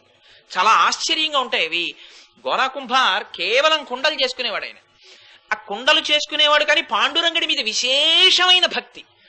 ఎంత భక్తి అంటే ఆ మట్టి తొక్కుతూ ఉండేవాడు, నీళ్లు పోస్తుండేవాడు, ఆ కుండ చేస్తుండేవాడు, అగ్ని మీద కాల్చేవాడు. ఏది చేస్తున్నా తన వృత్తిలో ఆహా నా మనస్సు ఇలాగే గట్టిగా మట్టిలా ఉంటుందనేవాడు. నీళ్లు పోస్తే భక్తి తగిలితే ఇలా ఆర్ద్రం అవుతుందనేవాడు. పరమాత్మ ఇలాగే ఉపాదాన కారణమై ఈ మట్టితో నామరూపాత్మకమైనటువంటి జగత్తు ఒక్క మట్టితో ఏర్పడినట్టే బ్రహ్మముతో ఏర్పడుతోందనేవాడు. అగ్నిహోత్రంతో కాల్చిన తర్వాత గట్టి పడ్డట్టు జ్ఞానమనే అగ్ని తగిలితే లోపల బాగా నిలబడుతుందనుకునేవాడు. ఇలా రకరకాల భావనలు చేస్తూ ఆ కుండలు తయారు చేసేవాడు, కుండలు అమ్ముకునేవాడు. ఇంత చిత్రంగా భక్తితో ఏది చేస్తున్నా భక్తే. ఇలాంటి వాడి కొడుకు విఠు అని ఉండేవాడు, ఏడాది పిల్లాడు. అతనికి మొదటి ఏడాది పుట్టినరోజు చేస్తున్నారు. భార్య పక్కనున్న ఏటికి నీళ్లు తేవడానికి ఎడుతూ, ఏమండి పిల్లాడిని ఇదిగో ఇక్కడ కొత్త బట్టలు వేసి వదిలేను, కొంచెం పిల్లాడిని జాగ్రత్తగా చూస్తూ ఉండండి, ఏటి దగ్గరికి నీళ్లు తేవడానికి వెళ్ళింది. ఆ మాట అసలు ఈయనకి వినపడలేదు. ఎందుకంటే ఈయన అప్పటికి మట్టి తొక్కుకుంటున్నారు. మట్టి తొక్కుకుంటూ పాండురంగడి సంకీర్తన చేసుకుంటున్నాడు ఆయన. అందుకని వినపడలేదు. మీకు ఇందాక చెప్పాను ఒక్కొక్కసారి వినపడదని. ఆ సంకీర్తన చెయ్యడంలో ఆ మట్టి తొక్కుతున్నాడు. అపారమైనటువంటి ఆనందాన్ని లోపల అనుభవించేస్తూ ఆ పాండురంగడి దర్శనం కళ్ళతో చేస్తున్నాడు. అందుకని పైన కనపడుతున్నది కనపట్టలేదు. ఆ ఆనందంతో నృత్యం చేసేస్తున్నాడు, మట్టి తొక్కేస్తున్నాడు. కాళ్ళ కింద ఏమి తొక్కేస్తున్నాడో తెలియట్లేదు. ఈ పరిస్థితుల్లో ఆ పిల్లవాడు అమ్మ వెళ్ళిపోయింది బింది పట్టుకుని. నాన్న అంత తాండవం చేసేస్తుంటే వాడికి ఏం ఆనందం కలిగిందో వాడు గబగబా వచ్చాడు ఆ మట్టి దగ్గరికి. చిన్న పిల్లాడు, నాన్నగారు ఎత్తుకోండి ఎత్తుకోండి అని అడిగాడు. అడిగితే గోరాకుంభారు వినే స్థితిలో లేడు. ఆయన మట్టి తొక్కుతూ తాండవం చేస్తున్నాడు. ఆ పిల్లవాడు తండ్రి కాళ్ళు పట్టుకుందామని లేచి నిలబడి కాళ్ళు పట్టుకోబోయి మట్టిలో పడ్డాడు. పడితే ఈ పిల్లవాడు పడిపోవడం చూసుకోక పాండురంగడి కీర్తనలో లయమైపోయినటువంటి మనస్సుతో ఉన్న గోర ఆ పిల్లాన్ని తొక్కేశాడు. తొక్కేస్తే ఆ మట్టిలోకి వెళ్ళిపోయాడు పిల్లాడు. వెళ్ళిపోయి ఊపిరి కోసం వాడరుస్తున్నాడు. వాడు అరుపులు ఈయన చెవిలో పట్టలేదు. తొక్కేశాడు తొక్కేశాడు తొక్కేశాడు, పిల్లవాడు చచ్చిపోయాడు. ఇంకా తొక్కేస్తున్నాడు. వాడి ఎముకలు బయటికి పొడుచుకొచ్చి రక్తం కలిసిపోయి మట్టి ఎరిపెక్కిపోయింది. భార్య నీళ్ళట్టుకొచ్చింది. పిల్లాడి కోసం వెతికింది. ఏమంటే పిల్లాడేడి అని అడుగుదామని అక్కడికి వచ్చింది. మట్టి అంతా రక్తంతో ఉంది. ఏమిటిదని చెప్పి చూసింది. పిల్లవాడి శవం తేలుతోంది. ఒక కాళ్ళు తొక్కితే తల, తల తొక్కితే కాళ్ళు. గభాలన ఆయన్ని ఆపి మీద పడి, ఎంత పని చేశావయా, నీ పిల్లాడిని నువ్వు చంపేశావంది అని ఆ వ్యగ్రతలో ఆవిడ విశేషంగా ఏడుస్తోంది. ఏడుస్తుంటే పాపం ఈయన వేదాంతం చెప్తున్నాడు. పిల్లాడిని ఇచ్చినవాడు పట్టుకెళ్ళిపోయాడు, నేను కావాలని చంపేస్తానా, నేను తండ్రిని కానా, నేను పాండురంగడి కీర్తన చేస్తున్నాను, నాకు అసలు కాళ్ళ కిందకు వచ్చిన విషయం తెలియదు. ఎంత అమాయకత్వం చూడండి. ఆ మనస్సు లయమైపోవడం అంటే ఎలా ఉంటుందో. ఇవి ఆ సమయంలో భార్య తలకెక్కుతాయా? అందుకని ఆవిడ చుట్టుపక్కల వాళ్ళు కూడా ఏమి భక్తి అయ్యా నీ భక్తి, పిల్లాడు వచ్చి కాళ్ళ దగ్గరికి వస్తే పిల్లాడిని చూసుకోకుండా కీర్తనలు ఏమిటయ్యా, ఎందుకు వచ్చిన భక్తి అయ్యా అంటున్నారు. కానీ అది అనుభవించిన వాడికి తెలుసు ఆ బాధ ఏమిటో. ఆయన కావాలని చెయ్యలేదు, పాపం నిందపడిపోయాడు. భార్య పాండురంగణ్ణి కొంచెం నిరసించపోయింది. ఏమి పాండురంగడి నామం, ఆ నామం పట్టుకుని ఇలా తయారయ్యావు నువ్వు చిట్ట చివరికని. ఆ మాట అనేటప్పటికే కోపం వచ్చింది. మీదబడి కొట్టబోయాడు. ఎంత మాట అన్నావు నా స్వామిని. చూడండి, అప్పుడు కూడా ఇంకా స్వామి భక్తే. కొట్టబోతే ఆవిడంది అంత ఉగ్రంగా మీదబడి కొట్టబోతున్నాడని, నన్ను ముట్టుకుంటే పాండురంగడి మీద ఆనంది ఆగిపోయాడు. ఇంకా తరువాత ఎప్పుడు భార్యని ముట్టుకోలేదు. కొడుకు పోతే పోయాడు, పోని ఇంకో కొడుకు పుడతాడేమో అంటే భర్త ముట్టుకోడు. ఎలాగ ఇంకా సంసారం నడిచేది? కొడుకు పుడితే బాగుండని ఈవిడ వెళ్లి తండ్రి గారికి చెప్పి తన చెల్లెల్నిచ్చి పెళ్లి చేసింది. వద్దు వద్దు అంటున్నా పెళ్లి చేసింది. ఆ పిచ్చి తండ్రి ఆఖరణ ఆ రెండో కూతుర్ని మళ్ళీ కాపరానికి పంపిస్తూ, నాయన గోరా నువ్వు చాలా మంచివాడివి, పెద్దమ్మాయిని ఎలా చూసుకున్నావో దీన్ని అలాగే చూసుకో అన్నాడు. ఆయన మళ్ళీ పాండురంగడి గురించి ఆలోచిస్తూ, అలాగే మామగారు అని చేతిలో చెయ్యేశాక ఏమన్నారన్నాడు. పెద్దమ్మాయిని ఎలా చూసుకున్నావో అలాగే చూసుకోమన్నాను, నువ్వు చేతిలో చెయ్యేశావన్నాడు. అలాగే చూసుకుంటానన్నాడు. రెండో భార్యని ముట్టుకోవడం మానేశాడు. పెద్ద భార్య రెండో భార్య ఇద్దరూ బాధ మొదలెట్టారు. రాత్రి ఆయన పడుకునేవాడు, పక్కన దూరంగా వీళ్లు పడుకునేవారు. చూశారు ఎలాగైనా ఈయనకో కొడుకు పుడితే కాని ఉద్ధరింపబడని. ఒకసారి వాళ్ళని ముట్టుకుంటే ఇంకా దోషం పోయిందనుకుంటాడు కదా అని ఇద్దరూ ఆయన చేతులు తీసి తమ వక్షస్థలముల మీద పెట్టుకు పడుకున్నారు. తెల్లవారింది. గోరా నిద్ర లేచేటప్పటికి రెండు చేతులు భార్యల మీద ఉన్నాయి. చూశాడు, పాండురంగడి మీద ఆనా అని పెద్ద భార్య అంది. అలా చూడు అని మామగారు అన్నాడు. చూస్తానని నేనన్నాను. ఆన తప్పాను, స్వామికి అపచారం చేశాను ఈ చేతులతో అనుకున్నాడు. భార్యలు నిద్ర లేవలేదు. పెరట్లోకి వెళ్ళి ఒక పెద్ద కత్తి తెచ్చి స్తంభానికి కట్టాడు. ఏ చేతులు తప్పు చేశాయనుకున్నాడో ఆ రెండు చేతులు ఆ కత్తికేసి కొట్టి నరికేసుకున్నాడు. రెండు చేతులు తెగి పడిపోయి రక్తం ఏరులై కారిపోతుంది. భార్యలు చూశారు, పరిగెత్తుకొచ్చారు. ఎంత పని చేశారండి, మిమ్మల్ని ఏదో మార్గంలో పెట్టాలనుకున్నాం అన్నారు. పాపం ఉన్న చేతులు పోయాయి. కుండలు చేసేవాడేవాడు. పాండురంగడే కుమ్మరివాడి వేషంలో వచ్చాడు. వచ్చి, అబ్బాయి నాకేం అక్కర్లేదయ్యా, ఇంత అన్నం పెట్టు చాలని చెప్పి ఆయన కుండలు తయారు చేసి నెత్తి మీద కుండలు ఎట్టుకుని పట్టుకెళ్లి కుండలు అమ్మి తెచ్చి డబ్బు ఇచ్చేవాడు ఆ గోరాకి. ఆ డబ్బుతో తింటుండేవారు. ఒకసారి జ్ఞానదేవులు వారు వచ్చారు ఆ ఊరు. వస్తే ఒకళ్ళు ఆ కుండలు కొనుక్కుని ఎడుతున్నారు. వాటి మీద శంఖ చక్రాలు కనపడ్డాయి ఆయనకి. ఆయన జ్ఞానదేవుడు కనుక ఆశ్చర్యపోయి వాడిని పిలిచి, ఈ కుండలు ఎక్కడివని అడిగాడు. ఫలానా చోట ఫలానా వాడు అమ్ముతున్నాడన్నారు. ఈయన వెళ్ళేటప్పటికి ఆ పిల్లాడు లేడు. ఆ పిల్లాడు ఎక్కడుంటాడని అడిగారు. గోరా కుంభార్ ఇంట్లో ఉంటారన్నారు. గోరా కుంభార్ ఇంటికి వచ్చారు. వచ్చి గోరా కుంభార్ని అడిగారు, ఏమయ్యా నువ్వు చేసిన కుండలన్నింటి మీద శంఖచక్రాలున్నాయి, నిజం చెప్పు, ఎవరు చేస్తున్నారు ఈ కుండలని అడిగారు. ఏమో నాకు తెలియదు, నా చేతులు తెగిపోయిన తర్వాత పిల్లాడు చేస్తున్నాడు అన్నారు. అయితే ఆ పిల్లవాడు సాక్షాత్తు పాండురంగడు అని చెప్తే తెల్లబోయాడు నిజంగా గోరా కుంభార్. కానీ ఆ పిల్లాడు కనపడలేదు, అంతర్ధానం అయిపోయాడు. నిన్ను ఎవరు రక్షించారో ఆ పాండురంగడి దర్శనం చేద్దాం రమ్మని చంద్రభాగా దగ్గర ఉన్నటువంటి పండరీపురానికి తీసుకెళ్లారు. ఆయన గోరా కుంభార్ ఇద్దరు భార్యలతో జ్ఞానదేవులు నామదేవులు కలిసి వెళ్లి పాండురంగడికి నమస్కారం చేస్తుంటే పాండురంగడు ప్రత్యక్షమయ్యాడు గోరా కుంభార్కి. ప్రత్యక్షమై రుక్మిణీదేవి ఆ గోరా కుంభార్ ఆర్తిని తట్టుకోలేక ఆయన భార్య ఆర్తిని చూసి మరణించిన కొడుకుని తన రెండు చేతులతో తెచ్చిచ్చింది. లక్ష్మీదేవి అంశ కదా, ఆ వాత్సల్యం ఎక్కడ పోతుంది అమ్మకి. ఆ కొడుకునిచ్చి, గోరా నా కోసం ఇన్ని ప్రతిజ్ఞలు చేశావు, ఇక నుంచి నువ్వు ఇద్దరు భార్యల్ని ఏలుకుని సంసారములో న్యాయముగా కుండల నమ్మి సంపాదించి ఉన్నంత కాలం ఉండి తొట్టతొటన నా స్థానాన్ని పొందుదువు గనివి, అందుకని ఇద్దరితో సంసారమునందు ప్రవర్తించమన్నారు. ఆయన మాట మేరకు ఇద్దరు భార్యలతో జీవితాన్ని గడిపి తొట్టతొట కైవల్యాన్ని పొందారు.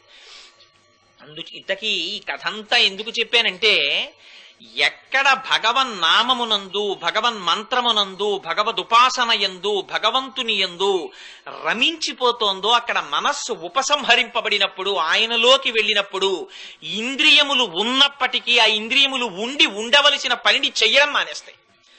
అందుకని ఒక్కొక్కసారి చూడండి, అంతవరకెందుకు భగవంతుడి వరకెందుకు మనం ఏదో ఒక తీవ్రమైన విషయంలో ఉంటాం. భార్య అంటుంది, ఏమండి మీరు మర్చిపోకండి ఇవాళ అలా వెళ్ళినప్పుడు ఎల్ఐసి కట్టేయండి అంటుంది. అంటాడు, అయిపోతుంది. అయిపోయిన తర్వాత పర్సులో డబ్బులు పెట్టానంటే ఆఫీస్ పర్సులో పెట్టేసుకుంటాడు, వెళ్ళిపోతాడు, ఇంటికి వచ్చేస్తాడు. ఏమండి ఎల్ఐసి కట్టేశారా అంటుంది. ఎల్ఐసి ఏమిటి, నీ పర్సులో పెట్టాను కదా డబ్బులు, అసలు నేను కాఫీ తాగను కదా ఆఫీసులో, అందుకని పర్సే తీయలేదు. మరి పొద్దున్న చెప్పాను కదా అన్నారు కదా, నువ్వు ఎప్పుడు చెప్పావంటాడు ఈయన. పాపం చెప్పిన మాట నిజం, ఈయన అన్న మాట నిజం, కానీ చెప్పినది చెవు విన్నట్టు అనిపించింది, నోరు అంది ఏదో అలవాటు కొద్దీ. కానీ అసలు నిజానమునకు ఈ చెవి వినడం వింది, మనస్సు గ్రహించాల. మనస్సు వేరొక పని మీద ఉండిపోయింది. అలా మనస్సు భగవంతుల్లో లగ్నమైపోతే ఇంద్రియములు పనిచేయడం మానేస్తాయి, వెనక్కెడతాయి, భగవంతుల్లోకి చేరిపోతాయి. ఆ స్థితి అపురూపమైనటువంటి స్థితి. ఇదిగో ఆ స్థితిని ఇవాళ అమ్మవారు చెప్తోంది. విప్రనారాయణులు ఏ స్థితిని అనుభవించారో అటువంటి స్థితితో ఆ గోపికని కీర్తిస్తోంది. అందుచేత నల్ల కలువలు ముకిళించాయి, పద్మములు వికసించాయి. అంటే నువ్వు అటువంటి స్థితిలో ఉన్నటువంటి గోపికవి, నువ్వు లేచిరా. అదిగో నువ్వు లేచి రావడానికి, సూర్యోదయం అవడానికి అవుతోందనడానికి ఈ గుర్తు చెప్పాం. ఒకవేళ ఈ గుర్తు చాలలేదనుకుంటే ఇంకొక 2 గుర్తులు చెప్తున్నాం. ఏమిటవి? సన్యాసులు ఎర్రని కాషాయ వస్త్రములను ధరించి తెల్లని దంతపంక్తితో కుంచకోల చేత్తో పట్టుకుని వెడుతున్నారు. అది ఒక గుర్తు. ఆ గుర్తులో బాహ్యమునందు చెప్పేది ఒకటి, ఆంతరమునందు చెప్పేది ఒకటి. దేవాలయాలకి సన్యాసులు అక్కడ జరగవలసినటువంటి, ప్రతిరోజు జరగవలసిన విశేష కార్యక్రమాల్ని నిర్వహించడానికి వాళ్ళు ధర్మకర్తృత్వం వహించడం అనేటటువంటిది ఒక సాంప్రదాయం ఉందిటే. తిరుమలలో ఇప్పటికీ జియంగారులు వస్తుంటారు. శుక్రవారం నాడు పూరాభిషేకం జరిగే ముందు అప్పుడప్పుడు మాడ వీధుల్లోనూ మనకు కనపడతారు. ఎప్పుడైనా తిరుమల వెడితే దర్శనం ఇస్తారు. ఆ త్రిదండం చేత్తో పట్టుకుని, తెల్లటి పతాకం పట్టుకుని వెనక శిష్యులు వస్తుంటారు. ఆ మాడ వీధుల్లో తిరుగుతుంటారు. ఆ జియంగారులు వాళ్ళు ఆధ్వర్యం వహిస్తారు పూరాభిషేకానికి కూడా. ఎందుచేత అంటే సన్యాసి అయితే మరింత జాగ్రత్తగా దేవాలయంలో జరగవలసిన క్రతువుని జరిపిస్తాడు అని పెద్దలు బహుశా నిర్ణయించి ఉండవచ్చు. కొన్ని పెద్ద పెద్ద దేవాలయ, తిరుమల, శ్రీరంగం వంటి చోట్ల ఈ సంప్రదాయం ఉందిటే.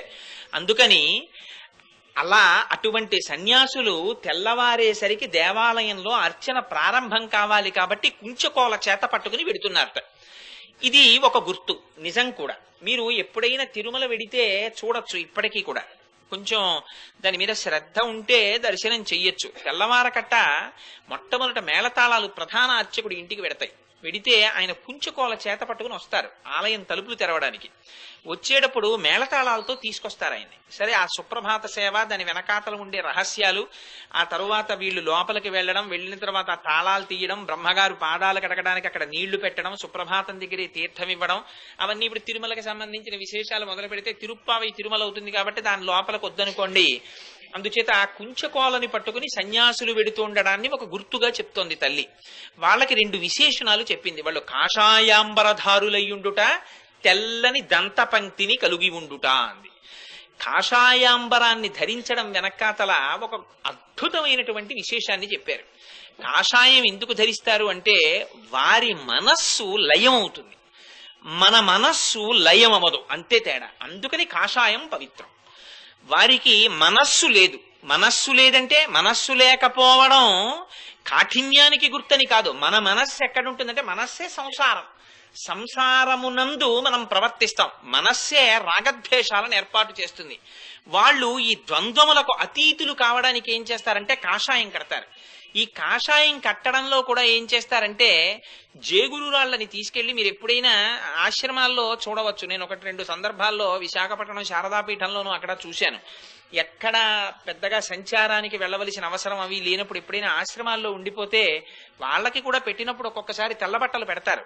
వాటిని ఏం చేస్తారంటే పరిచేసుకుని పీఠాధిపతులు ఆ జేగుర్రాళ్ళు తీసుకొచ్చి గుండ కొట్టుకుంటారు. గుండ కొట్టుకుని అందులో నీళ్లు కలిపి, ఆ మంత్రములు ఏం చదువుతారన్నది మనకి తెలియదు కానీ ఆ మంత్రములు చదువుతూ ఆ నీళ్లు తీసి ఈ బట్ట మీద చల్లుతూ ఆ బట్ట మీద అద్దుతారు. అద్ది దాన్ని పిడిచి ఆరేస్తే కొత్తగా మొదట్లో కట్టుకునేటప్పుడు చాలా ముదురు కాషాయ వర్ణం వచ్చేస్తుంటుంది. ఆ బట్ట అక్కడక్కడ కొంచెం అచ్చులొచ్చులుగా కూడా ఉంటుంది. ఆరవేసి అది ఎండిన తర్వాత ఆ బట్ట కట్టుకుంటూ ఉంటారు. అందుకని ఆ జేగురు రాతిని పొడి చెయ్యడమే లోపల కఠినమైనటువంటి మనస్సుని గుండగా మార్చి, అంతకుముందు తమ గురువులు చెప్పినటువంటి బాటలో దాన్ని నీటితో కలిపి జలములంటే తజ్జలాన్నని భగవానుడితో కలిపి మనస్సుని భగవంతుని యందే పెట్టి ఆ వస్త్రమునకు అద్దుకోవడము అంటే ఈ పైన ఉండేటటువంటి దేహము, ఈ అంబరము సర్వకాలముల యందు భగవత్ ప్రీతి కొరకు మాత్రమే పవిత్రముగా ఉపయోగపడుతుందనేటటువంటి భావనని కలిగి ఉండుట. అందుకని కాషాయము కట్టుకోవడమే పవిత్రం. కాషాయం కట్టుకున్నవాడు కనపడితే ఎంతటి మహాపండితుడైనా సరే, ఒక్కొక్కసారి కాషాయం కట్టుకున్న వాళ్ళకన్నా గృహస్థాశ్రమంలో ఉన్న వాళ్ళు ఎక్కువ చదువుకున్న వాళ్ళు ఉండొచ్చు. నేను ఈ మాట ఆభిజాత్యంతోనో గొప్పతనానికో చెప్పట్లేదు, ఉన్నారు కూడా. నేను ఈ మాట అనకూడదు కానీ సన్యాసుల పేర్లు చెప్పను కానీ మన శ్రీభాష్యం అప్పలాచార్య స్వామి వారు కనపడితే వారికి నమస్కారం చేసే సన్యాసులు ఉన్నారు. ఎందుచేత అంటే కారణం ఏమిటంటే వారు గృహస్థాశ్రమంలో ఉన్నా వారు ఆ స్థితిని పొందారు వైష్ణవ సాంప్రదాయంలో, అంతటి మహానుభావుడై నిలబడ్డారు. అందుచేత కానీ గృహస్థాశ్రమంలో తాను ఎక్కువ జ్ఞానాన్ని పొందిన సన్యాసి కనపడితే గృహస్థు ముందు నమస్కారం చేస్తాడు. ఎందుచేత అంటే నియమం అటువంటిది. వాళ్ళు కాషాయం కట్టుకున్నంత మాత్రం చేత పవిత్రం. మనందరం సంసారంలో ఉంటే వాళ్ళు తృణప్రాయంగా సంసారాన్ని విడిచిపెట్టారు. విడిచిపెట్టి పరమ పవిత్రమైన కాషాయం కట్టుకున్నారు. మనస్సని జేగురురాయిని గుండ చేశారు. గుండ చేసి మనస్సు లేని స్థితిలో కేవలం భగవంతుణ్ణి నమ్ముకుని ఉండిపోయారు. సన్యాసం అంటే సత్ యందు న్యాసము చెయ్యడం. న్యాసం అంటే దాని యందే బుద్ధిని నిక్షేపించడం. భగవంతుని యందు తప్ప వేరొక దాని యందు వారి బుద్ధి ఉండదు. అందుకని శరీరాన్ని నిమిత్తంగా పెట్టుకుని భగవత్ కైంకర్యమునందే జీవితాన్ని పెట్టుకుంటారు. అదిగో అటువంటి వాడు సన్యాసి. అందుకని అటువంటి సన్యాసులు కుంచకోళల్ని చేత పట్టుకుని వెడుతున్నారు. అంటే ఇప్పుడు అటువంటి భావనలో సన్యాసి వెడుతున్న దేవాలయం బాహ్యంలో వెడుతున్న గుడి కాదు. ఇటువంటి సన్యాసి అంటే భగవంతుని యొక్క కైంకర్యమును తప్ప వేరొక దానిని అపేక్షించినటువంటి పరమ భాగవతోత్తముడై ఆచార్య స్థాయిని పొందినటువంటి వ్యక్తి. అటువంటి మహాజ్ఞాని చేతిలో కుంచకోల ఉంటుంది. ఆయన వెళ్లి దేవాలయం తలుపులు తీస్తారు. అదే ఆ తాళాల గుత్తికే కుంచకోల అని పేరు. ఈ కుంచకోలట ఆంతరమునందేమిటో తెలుసా అండి? ఆ కుంచకోల ఇదిట. కుంచకోల ఇది చిన్ముద్ర అంటారు దీన్ని. ఈ చిన్ముద్ర యొక్క విశేషం అమ్మ బాబోయ్, ఒక్కొక్క స్తోత్రం, దక్షిణామూర్తి స్తోత్రంలో అయితే అసలు ఈ చిన్ముద్రే మొత్తం స్తోత్రం అంతా. ఆ చిన్ముద్ర గురువులు పట్టుతారు దాన్ని. ఆ చిన్ముద్రకి విశేషమైనటువంటి భాష్యం ఉంది. అందులో సత్వరజస్తమో గుణములకు అతీతముగా జీవుడనబడేటటువంటి వాడు సాక్షాత్తు ఆత్మ అనబడేటటువంటి పూర్ణత్వాన్ని చూపించడం అద్వైత సిద్ధాంతం కాదు. కాదు ఈ జీవుణ్ణి ఆత్మకి చేర్చడం విశిష్టాద్వైతం. ఎలా కానివ్వండి, మొత్తం మీద మాత్రం రెండూ కూడా భగవంతుణ్ణి చేర్పించడానికి మార్గాలు. అందుకని ఈ చిన్ముద్ర పడతారు. ఈ చిన్ముద్ర గురువులు పట్టేటటువంటి చిన్ముద్ర. ఈ చిన్ముద్ర ఇప్పటి వరకు ఈ వేలు బయట దాన్ని అన్నిటినీ చూపిస్తుంది. దేన్ని చూపించనివ్వండి ఈ వేలుతో చూపిస్తాం. అది ఎంత చిత్రంగా వస్తుందో తెలియదు అలవాటు. అందరం కూడా ఇంకోటి ఏదైనా చెప్పవలసి వస్తే ఈ వేలుతో చూపిస్తాం. అక్కడండి, ఇక్కడండి, అక్కడికి వెళ్ళానా, ఇక్కడికి వెళ్ళానా అని. ఆఖరికి నేను విశాఖపట్నంలో పనిచేసేటప్పుడు కూడా ఇలా అంటాడు. ఇప్పుడు ఇలా చూపించేస్తే కనపడిపోతుందా విశాఖపట్నం? మొన్నేనండి తిరుపతి వెళ్ళొచ్చానంటాడు. ఇలా అంటే తిరుపతి కనపడుతుందా? అలా కనపడితే ఇంకే.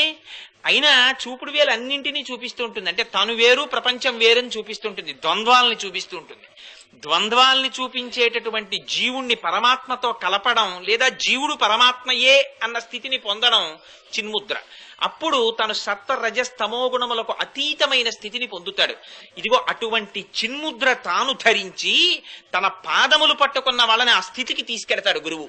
అదే గురువు చేత్తో పట్టుకున్న కుంచకోల. ఈ కుంచకోలని చిన్ముద్ర చూపించి చిన్ముద్ర వ్యాఖ్యానం తెలుసుకుంటే లోపల పడిన గడియ విడిపోతుంది. ఇదే భగవద్ దర్శనం అవుతుంది. అప్పటి వరకు అవదు. అప్పటి వరకు ఇక్కడ ఉంటాడు, ఇక్కడే ఉంటాడు పరమాత్మ. ఎక్కడో బయటంతా వెతుకుతాం గాని దేవీ భాగవతంలో వ్యాస భగవానుడు అంటాడు, ఇంద్రియాణి బలిష్టాని ననియుక్తాని మానద భ్రమన్ సర్వతీర్థేషు స్నాత్వా స్నాత్వా పునః అని. ఎన్ని తీర్థాలు తిరిగినా ఎన్ని క్షేత్రాలు తిరిగినా దేనికి అంటే ఇక్కడ లోపలికి వెళ్ళడం నేర్చుకోవడానికి.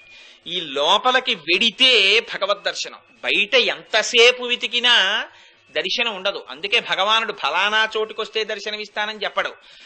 ఆర్తి కలిగినటువంటి వాళ్ళకి అక్కడే అప్పుడే ఇస్తాడు. అక్రూరుడికి ఎక్కడ దర్శనం ఇచ్చాడండి? యమునా నది నీటిలో దిగి సంధ్యావందనానికి దిగితే అక్కడ దర్శనం ఇచ్చాడు. అంటే అదే పరమాత్మ ఉండే ప్రదేశం. అంతటా ఉన్నవాడు ఆర్తి పొందితే అప్పుడే అక్కడే దర్శనమిస్తాడు. అది అసలు రహస్యం. అందుచేత వాళ్ళు ఈ కుంచకోల పట్టి ఉపదేశం చేస్తేట అక్కడ దేవాలయం తలుపులు తెరుచుకున్నట్టే ఇక్కడ తలుపులు తెరుచుకుంటాయిట. ఏమిటి తలుపులు? లోపల ఉన్నాడు పరమాత్మ. ఎక్కడున్నాడు? రోజు మనం మంత్రపుష్పంలో చెప్పేస్తుంటాం దీన్ని. నీవారస్సూక వత్తన్వి పీతాభాస్వత్యనూపమా అని. బొడ్డులో చిటికిన వేలు పెట్టుకుని పైకి బొటన వేలు పెడితే బొటన వేలు ఎక్కడ తగులుతుంటుందో అక్కడ ఇలా వంగినటువంటి పద్మం ఒకటి ఉంటుంది. ఆ పద్మానికి చివర నీవారస్సూక వత్తన్వి అని ఆపరేషన్లు చేస్తే కనపడతాయా అని అడగండి. అది యోగ విద్య. ఆ వడ్డు గింజ పెట్టి గీరుకుంటే చిన్న మొన ఎంత ఉంటుందో అంత చిన్న మొన ఒకటి ఉంటుంది. మళ్ళీ దాని మధ్యలో ఒక చిన్న బిందు ఉంటుంది. తస్య మధ్యేవన్నిశిఖానియోత్వా వ్యవస్థిత, అక్కడ ఉంటారు పరమాత్మ. ఆయనే ఈ శరీరంలో ఉష్ణోగ్రతని ఉంచడం, అదే దీని లోపలికి వెళ్ళిన దాన్ని పచనం చేయడం, తినకపోతే తిను అని ఆకలిగా చెప్పడం, తాగితే జీర్ణం చేయడం, అక్కర్లేని నీళ్ళని బయటికి తొయ్యడం, ఒకవేళ నీళ్లు పొయ్యకపోతే పొయ్యి అని దాహంగా చెప్పడం, మౌనంగా తన లోపల నుంచి మాట్లాడుతుంది. చిన్న బిందువు, దాని కాంతి పైకి కిందకి పక్కలకి కొడుతూ ఉంటుంది.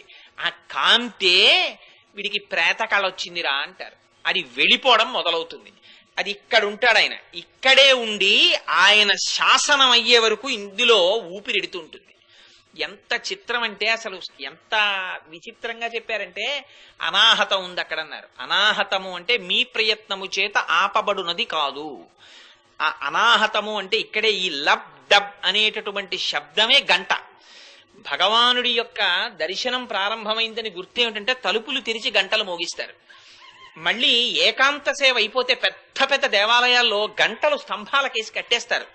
ఇప్పటికీ ఉంది ఆచారం. తిరుమలలోను పద్మావతి దేవాలయంలో పెద్ద పెద్ద దేవాలయాల్లో ఏకాంత సేవ అయితే గంట మోగకూడదు, అందుని గంటలు స్తంభాలకేసి కట్టేస్తారు.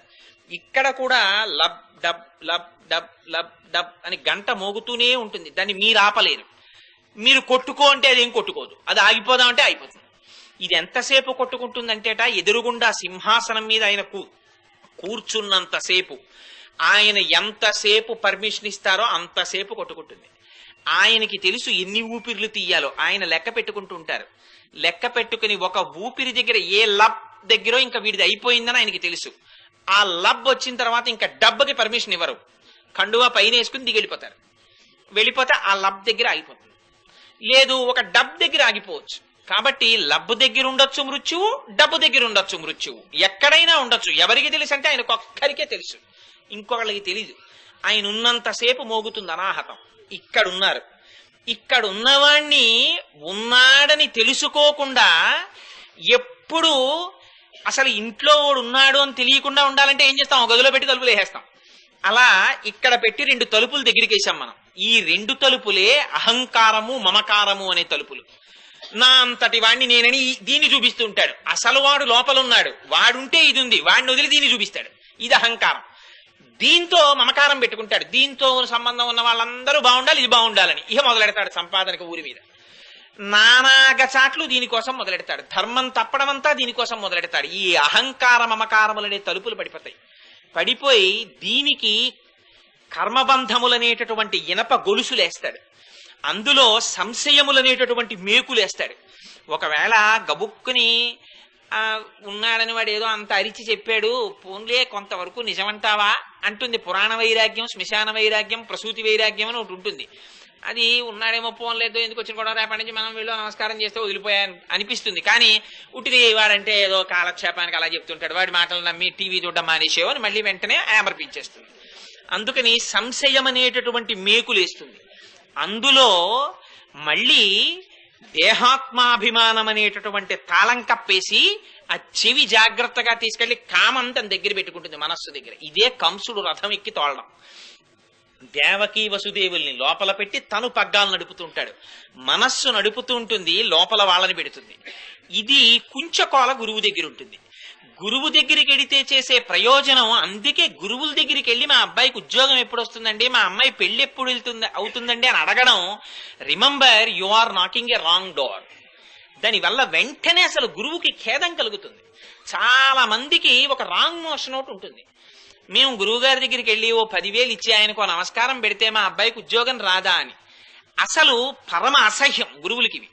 ఎందుచేత అంటే వాళ్ళకి ఇలా ఉద్యోగాలు వేయించుకోవడం, కూతురికి పెళ్లి చేసుకోవడం ఈ ఇంట్రెస్ట్ ఉంటే, తన తపశ్శక్తితో అలాంటివి చేసుకునే ఉద్దేశం ఆయన ఉంటే అసలు ఆయన పెళ్లి చేసుకుని మీకన్నా సుఖంగా ఉంటాడు తన తపశ్శక్తితో. అది ఆయనకి ఇష్టం లేదు. ఆయన లోపలున్నదాన్ని తెలుసుకోవాలనుకుంటున్నాడు. అది వినేవాడు ఎవడైనా ఉన్నాడేమో అని ఆయన తాపత్రయం. వీడు అదొక్కటి తప్ప మిగిలినవన్నీ ఆయన దగ్గరికి వెళ్ళి అడుగుతాడు. ఆయన పట్టుకున్నది కుంచకోల. ఆర్తి ఉండి ఎవడైనా వస్తే తాళం తీయడానికి ఆయన పట్టుకున్నాడు దాన్ని. ఆయన తీయగలడు ఆ తాళం. ఆ తాళం తీసేసి, ఆ ఇనప గొలుసుల్లో మేకులు తీసేసి, ఆ ఇనప గొలుసులు ఇప్పేసి, ఒక్కసారి తలుపులు బార్లా తెరిచి, ఆ సూర్యకాంతిలో ఇప్పుడు చూడు స్వామిని అంటాడు. ఇక్కడ చూసి అబ్బా ఇక్కడున్నారా స్వామి ఇదా నేనని దీని మీద భ్రాంతి వదిలి నిరంతరం ఇక్కడ దర్శనం చేస్తూ పొంగిపోతుంటాడు. దేదీప్యమానంగా ధగధగాయమానమైన కాంతితో ఇక్కడున్నాడు ఆయన. ఆయన కాంతితో కన్ను చూస్తోంది, లేకపోతే రక్తమాంస వికారం ఇదేం చూస్తుంది. ఆయన కాంతితో చెవి వింటోంది, ఆయన కాంతితో ఇది స్పర్శని పొందుతోంది, ఆయన కాంతి లోపల పచనం చేస్తోంది. అసలు చేస్తున్నది అది. దాన్ని దర్శనం చేయడం మొదలెడితే చూడమన్నా కన్ను ఇంకో దానివి పెళ్ళదు, దీన్నే చూస్తుంది. కానీ ఆ తలుపులు తెరవడం మనకి రాదు. ఇదే భిజ్యతే హృదయ గ్రంథి ఛింద్యంతే సర్వ సంశయా క్షీయంతే చాస్య కర్మాణి తస్మిన్ దృష్టే పరావరే అంది ఉపనిషత్తు. ఈ కర్మబంధనములను తీసేయడం, సంశయాల్ని తీసేయడం, ఆ తాళాలు తీసేయడం, ఇవి గురువు దగ్గర ఉన్నాయి తాళాలు. అందుకని ఆ కుంచకోలాయన పట్టుకున్నాడు చేతిలో. అటువంటి సన్యాసులు తెల్లని దంతాలతో ఉన్నారు. అంటే సన్యాసులు బాగా 5-6 మాటలు పళ్ళు తోముకుంటారనే దాని ఉద్దేశం. మంచి దంతపంక్తిని కలిగి ఉండడం అంటే ఆహారమునందు నియమనమును పాటించడం. సన్యాసికి సంసారికి పెద్ద తేడా ఎక్కడొస్తుందో తెలుసా అండి? కేవలం ఆహారం దగ్గర. అసలు ప్రధానంగా ఎందుచేత అంటే అసలు ఆకలేస్తోంది అని అడిగిన దానికి రుచి అక్కర్లేదు. చిత్రం ఏమిటంటే లోపల కూర్చున్న ఆఫీసర్ గారు చాలా ఆనెస్ట్ అండ్ సిన్సియర్ మ్యాన్. ఎంత సత్వగుణం, ఎంత సాత్వికమైన వాడంటే మహాశాంతమూర్తి. లోపల కూర్చున్న డాక్టర్ గారు అనుకోండి పోని అందాకాను. ఎందుచేతంటే ప్రథమో దైవ్యోభిషకో రుద్రం అంది, వైద్యో నారాయణో హరిహి అని విష్ణు పురాణం అంది. అందుకని భగవాను ఏ రూపంగా చెప్పినా వైద్యుడిగా చెప్పారు. లోపల డాక్టర్ గారు పాపం చాలా మంచివాడు. ఇలా మీరు లోపలికి వెళ్ళడమే తర్వాయి మీ రోగం నిర్మూలించడానికి ఆయన సిద్ధంగా ఉన్నారు. కానీ బయట కాంపౌండరు మహాధూర్తుడు. అసలు లోపలున్న డాక్టర్ ఎంత మంచివాడైనా వీడి యొక్క ధూమ్ధాం చూసి హడిలిపోతుంటాం మనం. అలా ఇది లోపల కూర్చున్న డాక్టర్ చాలా మంచిది. ఇది ఆకలేస్తే ఒరే ఆకలేస్తోందిరా, నువ్వు ఇందులో ఏదైనా వేస్తే నేను జీర్ణం చేసి దీనికి అందిస్తానరా అంటుంది. మీరు అందులో యాపిల్ పండు ముక్కలు వేయండి, అది చాలా సంతోషంగా జీర్ణం చేస్తుంది. మీరు 2 అరటిపళ్ళు పెట్టండి, సంతోషంగా జీర్ణం చేసేస్తుంది. ఇన్ని పాలు పొయ్యండి, జీర్ణం చేసేస్తుంది. కానీ దీనికి ఏం సంబంధం లేదు. అసలు ఇదేం జీర్ణం చేయదు, ఇదేం శక్తినివ్వదు. కానీ ఇది ఎంట్రీ అంతే, ఇదో గేటు, ఇది తెరిచి అందులోకి వెయ్యాలి. కానీ దీనికి రుచులన్నీ దీనికి కావాలి. యాపిల్ పండు ఏంటి తీయగానే విసుగు, శుభ్రంగా చక్కగా ఇంత వేడిగా ఉప్మా చేయకూడదు అంటాడే. దేనికి ఉప్మా చెప్పండి? దీనికి ఉప్మాయా, దీనికి ఉప్మాయా? ఉప్మా ఇది అడుగుతోంది, ఇది అడగట్లేదు. అసలు ఆకలేసిందని అడిగింది ఇది. ఇందులో మీరు యాపిల్ పండు పెట్టినా అది జీర్ణం చేసేస్తుంది, పాలు పోసినా జీర్ణం చేస్తుంది. అలా అని మనం కూడా మహాజ్ఞానుల్లాగా ఏమీ అక్కర్లేదని ఆకులు అవి తినేయలేం కదా. పోనీ కనీసంలో కనీసం ఇంద్రియ నిగ్రహానికి ఇది అడిగిన దానికి వెంటనే సాత్వికమైన ఆహారాన్ని మనం అందించడం అనేటటువంటిది అలవాటు చేస్తే రెసిస్ట్ చేసేది నాలిక.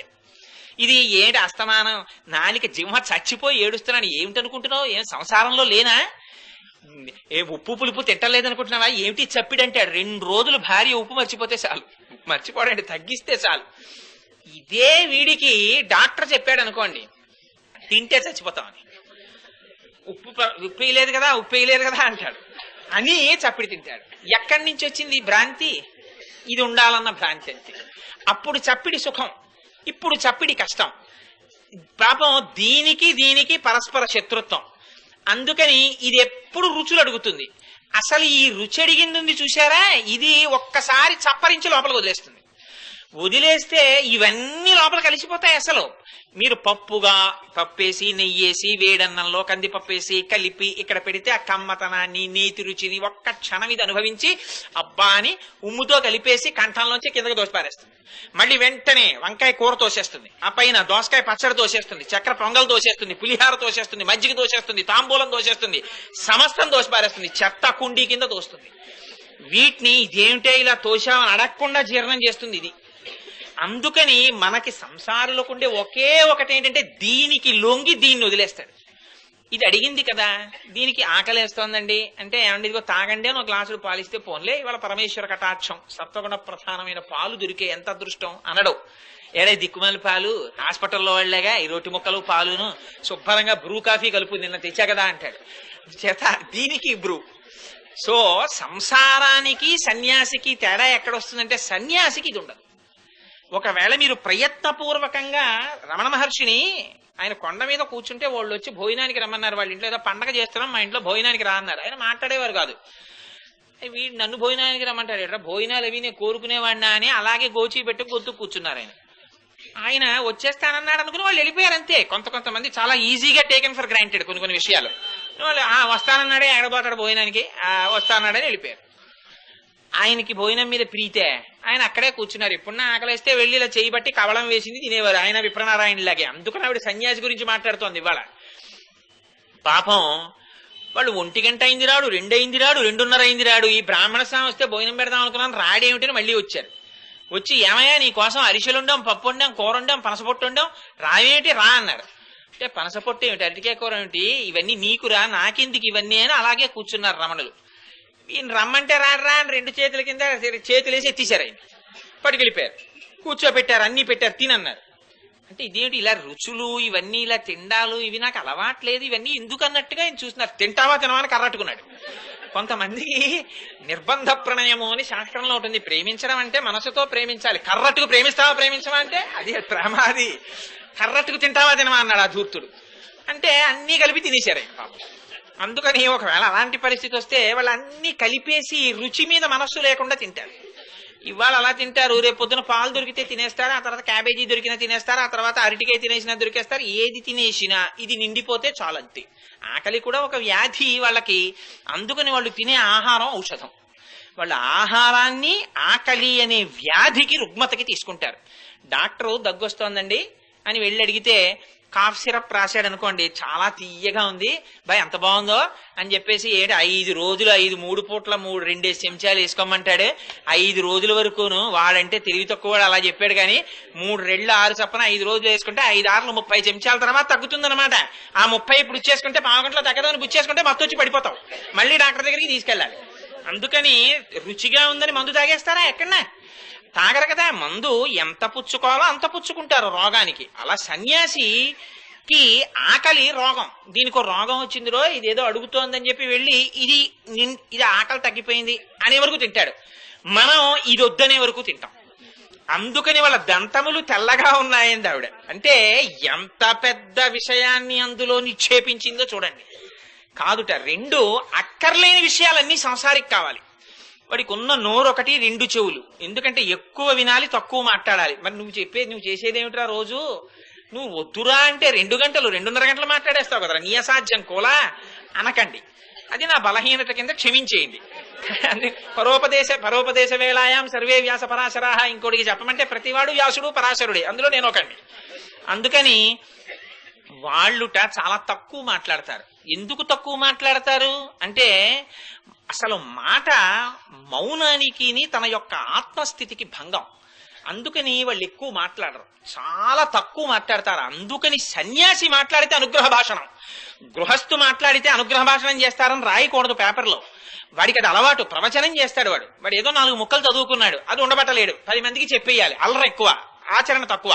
అందుకని వాడు వచ్చి మాట్లాడతాడు నాబోటిగాడు. పెద్దలు ఆచరించి మాట్లాడే వాళ్ళు కూడా ఉన్నారు, వాళ్ళ బూసు నేను మాట్లాడటం లేదు. అందుకని అది ప్రవచనం. అనుగ్రహ భాషణం అంటే వీళ్ళ ఆర్తి చూసి తాను మాట్లాడకుండా ఉండలేక మాట్లాడతాడు. ఆ మాట్లాడడం తనకి ప్రయోజనం కాదు, తన ప్రయోజనాన్ని పొందేశాడు. కానీ అది వీళ్ళకి అందించడానికి ఇవాళ ఆయన నోరు విప్పుతున్నాడు. అందుకని వాళ్ళు చేస్తే అనుగ్రహ భాషణం అనాలి. అంతేగాని కోటేశ్వరరావు గారు అనుగ్రహ భాషణం చేస్తున్నారు అనకూడదు, కోటేశ్వరరావు ప్రవచనం చేస్తారనాలి. అదే ఎవరైనా ఒక చంద్రశేఖర పరమాచార్యులో, జయానంద సరస్వతి స్వామి వారు, లేకపోతే త్రిదండి చినశ్రీమన్నారాయణ రామానుజీయ స్వామి వారు, అలాంటి స్వాములు ఎవరైనా వచ్చి మాట్లాడితే వారు అనుగ్రహ భాషణం చేస్తున్నారనాలి. అందుకని దంత పంక్తి తెల్లగా ఉంది అంది అంటే వాక్కునందు వాళ్ళకి నియమనం ఉంటుంది. వాళ్ళు త్రికరణ శుద్ధితో మాట్లాడతారు. లోపల తాము ఏది నమ్మారో దాన్నే నోటితో మాట్లాడతారు. లోపలొకటి పైకొకటి 2 ఉండవు. అందుకని తలంపుకు చేసేది చెప్పేది 3 ఏకరూపంగా ఉంటాయి. ఇది దంతశుద్ధి అని అమ్మవారు తెలుపుగా చూపిస్తోంది. ఇది సంసారికి అడుగడుగునా లోపిస్తుంటుంది. ఇదే దంభం. అందుకని నిన్న దంభాసురుణ్ణి సంహరించేవాడు కావాలండి. అంటే లోపలోటి పైకోటి నిన్న చెప్పాను కదండి కొంగ గురించి. అందుకని అటువంటి సన్యాసులు, అటువంటి ఆచార్యులు బయలుదేరుతున్నారు. లోపల పడుకున్న నువ్వెటువంటి దానివి, అటువంటి స్థితి కలిగిన దానివి. బయట ఉన్న మేమెటువంటి వాళ్ళం, నీ వంటిది వచ్చి నాయకత్వం వహించాలి. నువ్వు రాకుండా లోపల పడుకుంటావా? పైగా నువ్వు మాకేమని చెప్పావు? నా అందరినీ నువ్వే వచ్చి నిద్రలేపి మమ్మల్ని తీసుకెడతానని చెప్పావు. అటువంటి దానివి ఇవాళ రావడం మానేసి నువ్వు పడుకుంటున్నావు. పైగా నువ్వు పూర్ణురాలివి. అంటే ఏమిటి? ఆచార్యులు, గురువులు పరిపూర్ణతని ఎప్పుడు పొందుతారు అంటే తామొక్కరు ఉన్నప్పుడు కాదు. ఆ బసవ పురాణంలో ఒక విచిత్రమైన మాట అంటాడు పాల్కురికి సోమనాథుడు. ఆయన అంటాడు, మొగ్గలో పుష్పము యొక్క వాసన రహస్యముగా దాగి ఉన్నట్టు. మొగ్గలో వాసన లేకపోతే పువ్వుగా వచ్చినప్పుడు వాసన ఎక్కడి నుంచి వచ్చింది? కాబట్టి మొగ్గగా ఉన్నప్పుడు కూడా వాసనని విదజిమ్మగలిగినటువంటి శక్తి ఒకటి లోపల దాగి ఉంది. అలా ప్రతి స్త్రీలో మాతృత్వము దాగి ఉన్నది అన్నాడు. అందుకే స్త్రీ అనేటప్పటికీ ఆ సౌకుమార్యం అంత తేలికగా తొందరగా కన్నులంబట నీరు కార్చి ఇతరుల బాధ చూడలేనటువంటి స్థితి. ఇది పురుషుడికి స్త్రీకి ఉన్న సౌకుమార్యం పురుషుడికి ఉండదు. దేవతా స్వరూపంలో కూడా నిర్దాక్షిణ్యంగా మాట్లాడాలంటే పుంస్వరూపంగా ఉన్న పరమాత్మ కర్మాకర్మ ఫలప్రదాత. పక్కన అమ్మవారుంటే అనుగ్రహంతో కూడి ఉంటాడు. పక్కన సీతమ్మ ఉంది కాబట్టి కాకాసురుడు వక్షస్థలాన్ని చీరిన బతికాడు. పక్కన సీతమ్మ లేదు గనక రావణాసురుడు పతనమైపోయాడు. అందుకని అమ్మవారితో కూడి ఉండడం ఉపాసనకి తేలిక. అందుకే రాముణ్ణి శ్రీరాముడిని పిలుస్తారు పరిపూర్ణంగా. అమ్మవారితో కలిసి ఉండి మనని రక్షించాలి అని. అందుకే పరాశర భట్టర్లు శ్రీగుణరత్న కోశంలో ఒక విచిత్రమైన శ్లోకం చెప్పారు. మాకు ఎలాంటి పరమాత్మ కావాలి అంటే అనుకలతను కాండాలింగనారంభ శుంభత్ ప్రతివిషభుజ శాఖా శ్రీ సఖానోకహర్తి స్థననయన గుళుచ్ఛస్పార పుష్పద్విరేఫ రచయితుమయి లక్ష్మి కల్పవల్లి కటాక్షాన్ అన్నారు. అమ్మవారి స్థనములు అయ్యవారికి నొక్కుకునేటట్టుగా కౌగిలించుకున్నటువంటి లక్ష్మీనారాయణ స్వరూపం మాకు కావాలన్నారు. ఎందుకని? ఒక్క రాముడే కావాలి, సీతమ్మ వద్దు అనుకున్న శూర్పణఖకి ముక్కు చెవులిపోయి, మాకు సీతమ్మే కావాలి రాముడొద్దు అనుకున్న రావణాసురుడికి 10 తలకాయలు పోయి, సీతారాములు ఇద్దరు కారు, ఇద్దరూ కలిసి ఒక్కరిగా నాకు కావాలన్న హనుమ చిరంజీవిగా ఉండిపోయారు. అందుకని ఉపాసన ఇద్దరిని కలిపి చేస్తుంది. అందుకని ఇవాళ అమ్మవారు అంటుంది, నువ్వు లోపల ఉండిపోయి మమ్మల్ని నడిపించవలసిన దానివి, నువ్వొచ్చి లేపవలసిన దానివి లేపుతానని లేపడం మాని నువ్వు ఉండిపోయావా ఒక్కదానివి లోపల? నిద్రపోతున్నావా?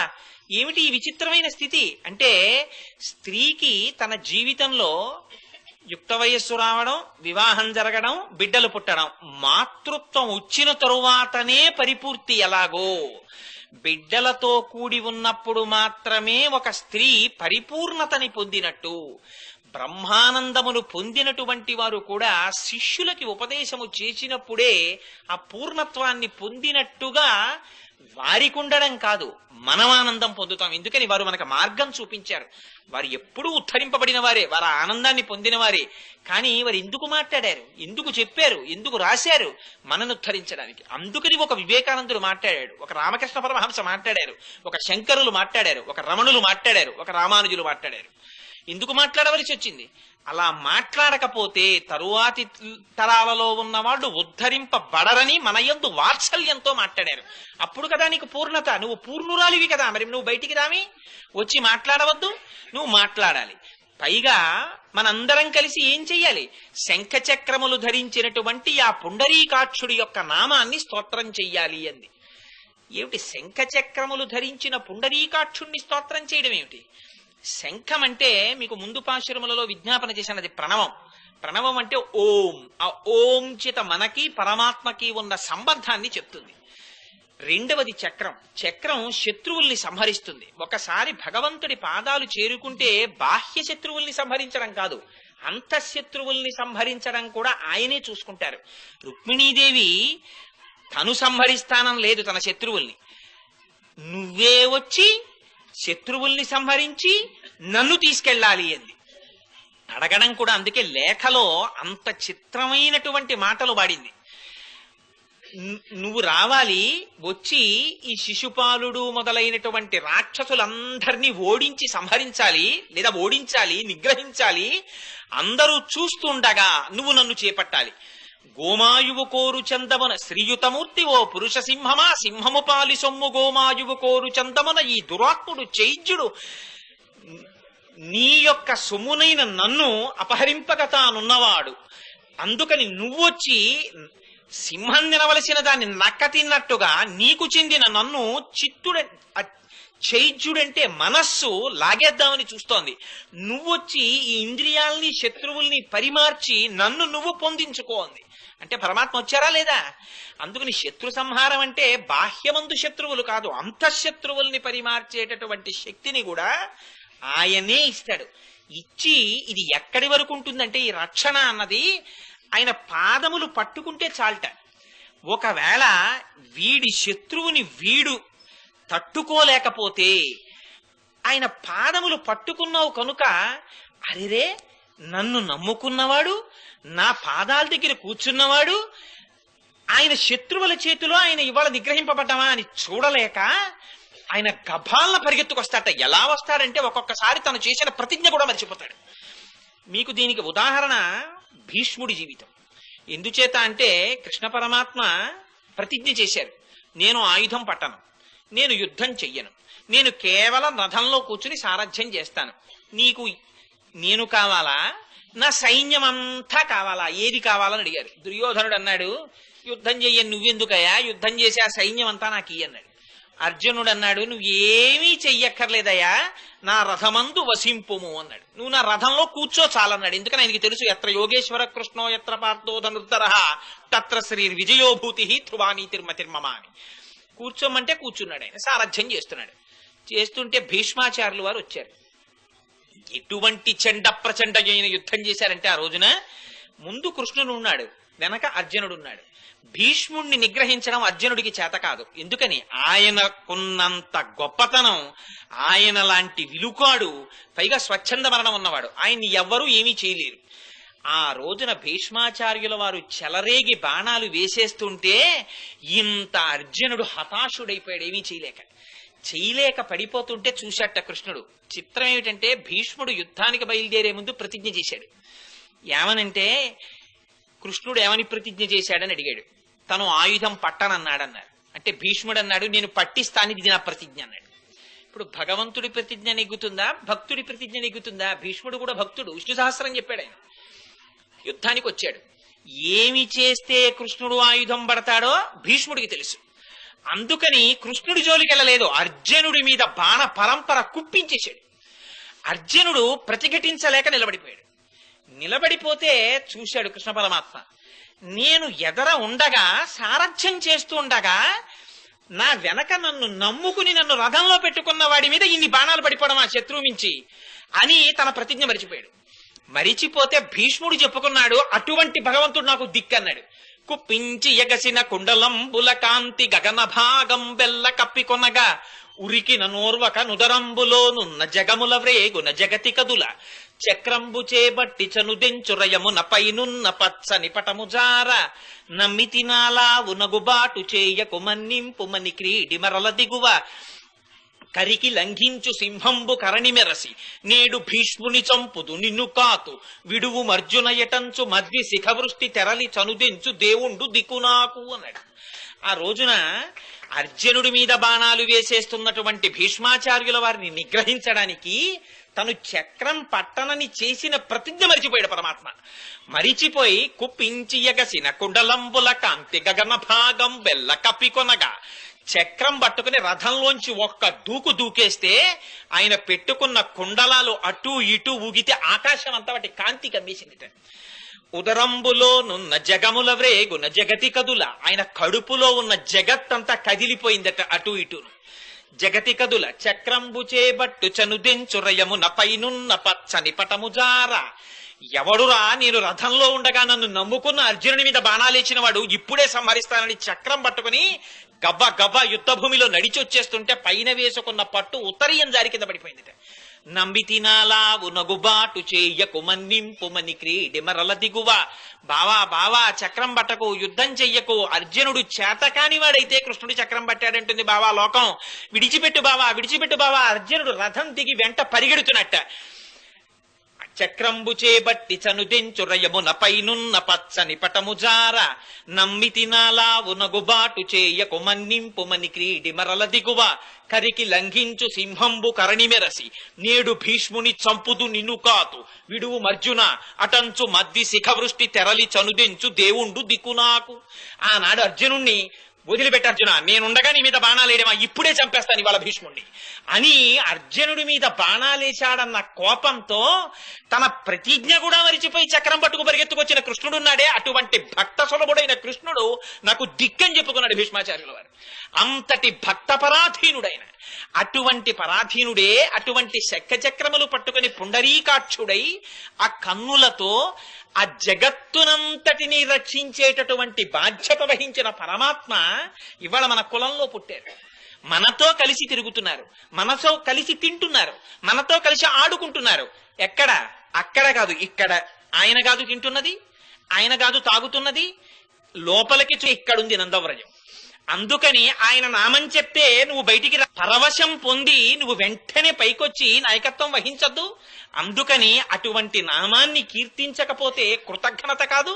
అందుకని రా బయటికి వచ్చి మాతో కలిసి ఇవాళ ఆ స్తోత్రమును పాడవలసినది, ఆ స్వామిని కీర్తించవలసినది అని లోపల ఉన్నటువంటి గోపికని మేల్కొల్పి ఆంతరమునందు ఇన్ని రహస్యములను చెప్పి ఆ విప్రనారాయణుల వారిని స్తుతి చేస్తూ ఆ తల్లి ఈ పాశురాన్ని విజ్ఞాపన చేసింది.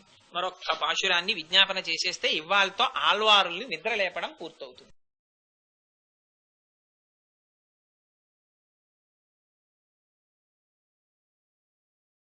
எல்லே இளங்கிளியே இன்னம் உறங்குதியோ சில்லன்றடையேன் மின் நங்கை மீர் போதல்கின்றேன் வல்லை உன் கட்டுரைகள் பண்டே உன் வாயரிதும் வல்லீர்கள் நீங்களே நானேதான் ஆகிடுக ஒல்லை நீ போதாய் உனக்கென்ன வேறுடையை எல்லாரும் போந்தாரோ போந்தார் போந்தெண்ணிக்கொள் வல்லானை கொன்றானை மாற்றாரை மாற்றழிக்க வல்லானை మాయனை పాడేలోరెంబావాయ్. ఇదొక అద్భుతమైన పాశురం. ఈ పాశురం ప్రశ్నోత్తరముల మాలికగా నడుస్తుంది. ఇందులో బయట ఉన్నటువంటి గోపికల యొక్క సమూహం నిలబడి లోపల పడుకున్నటువంటి గోపికతో మాట్లాడుతున్నారు. వాళ్ళు అంటారు, ఆ లోపల ఉన్నటువంటి గోపికని ఉద్దేశించి, ఏమమ్మా లేత చిలుక వంటి కంఠస్వరమును కలిగినటువంటి దానివే, నువ్వు అలా లోపల పడుకుని ఉండిపోయావు, నువ్వు లేచి బయటికి రావద్దా అని పిలిచారు. పిలిస్తే లోపల ఉన్న గోపిక అంది, మీరు అలా జిల్లుమనేటట్టుగా నన్ను పిలవకండి, ఇదిగో బయలుదేరి వస్తున్నాను అంది. బయటనున్న గోపికలు అన్నారు, అవునులే నీ మాటలోని పారుష్యము కాఠిన్యము మాకు ముందు నుంచే ఎరిక, అందుకని నువ్వు ఎందుకు అలా పడుకున్నావో ఎందుకు రావట్లేదో మాకు తెలుసు అన్నారు. అంటే ఆవిడంది, ఎందుకమ్మా అంతంత మాటలు, నిజమే నేనే కఠినురాల్ని, అలాగే బయటికి వస్తానులేండి అంది.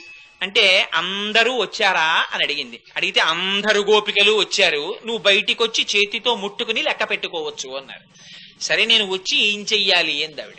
అంటే వాళ్ళన్నారు, అదిగో కువలయాపీడం అనేటటువంటి ఏనుగు యొక్క దంతములు ఊడబెరికి సంహరించి మాయావివై అనేక లీలలను ప్రదర్శించి శత్రు సంహారమును చేసినటువంటి కృష్ణ పరమాత్మ యొక్క నామమును కీర్తించడానికి మనందరం రావాలి, అందుకని లేచిరా అని పిలిచారు. ఇందులో ఈ పాశురం సంభాషణలతో కూడినటువంటి పాశురంగా నడిచినప్పటికీ అసలు గోదాదేవి ఈ పాశురంలో ఒక ఆళ్వార్ని స్తోత్రం చేస్తోంది. ఆయన పేరు తిరుప్పాణి ఆళ్వార్ అని. వారిది ఒక విచిత్రమైనటువంటి స్థితి ఆ ఆళ్వారిది. ఎందుచేత అంటే పూర్వకాలంలో ఒక దంపతులకి ఎంతకాలానికి సంతానం కలగకపోతే వాళ్ళు భగవంతుణ్ణి ఆరాధన చేశారు. చేస్తే వారికి భగవంతుని యొక్క అనుగ్రహం చేత అటువంటి బిడ్డన్ని పెంచుకునే భాగ్యం కలిగింది ఉత్తరోత్తర జన్మలలో.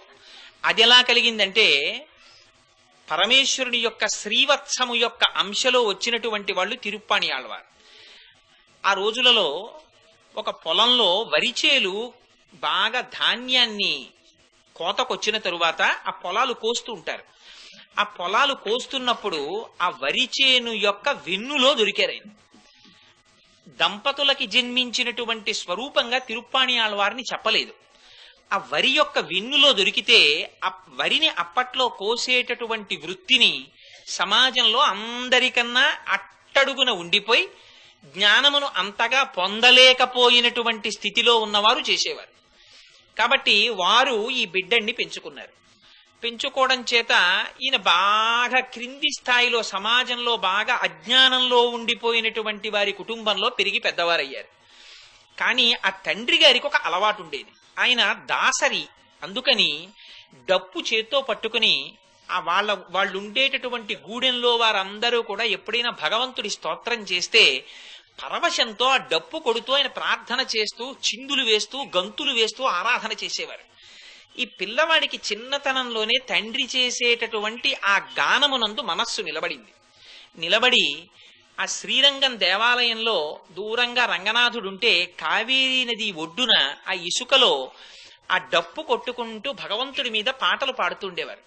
ఆ పాటలు పాడి పాడి పాడి పాడి పరవశించిపోయేవారు. కానీ ఆనాడు ఉన్నటువంటి పరిస్థితులలో దురదృష్టవశాత్తు ఆయనకి ఆలయం లోపలికి ప్రవేశం లభించేది కాదు.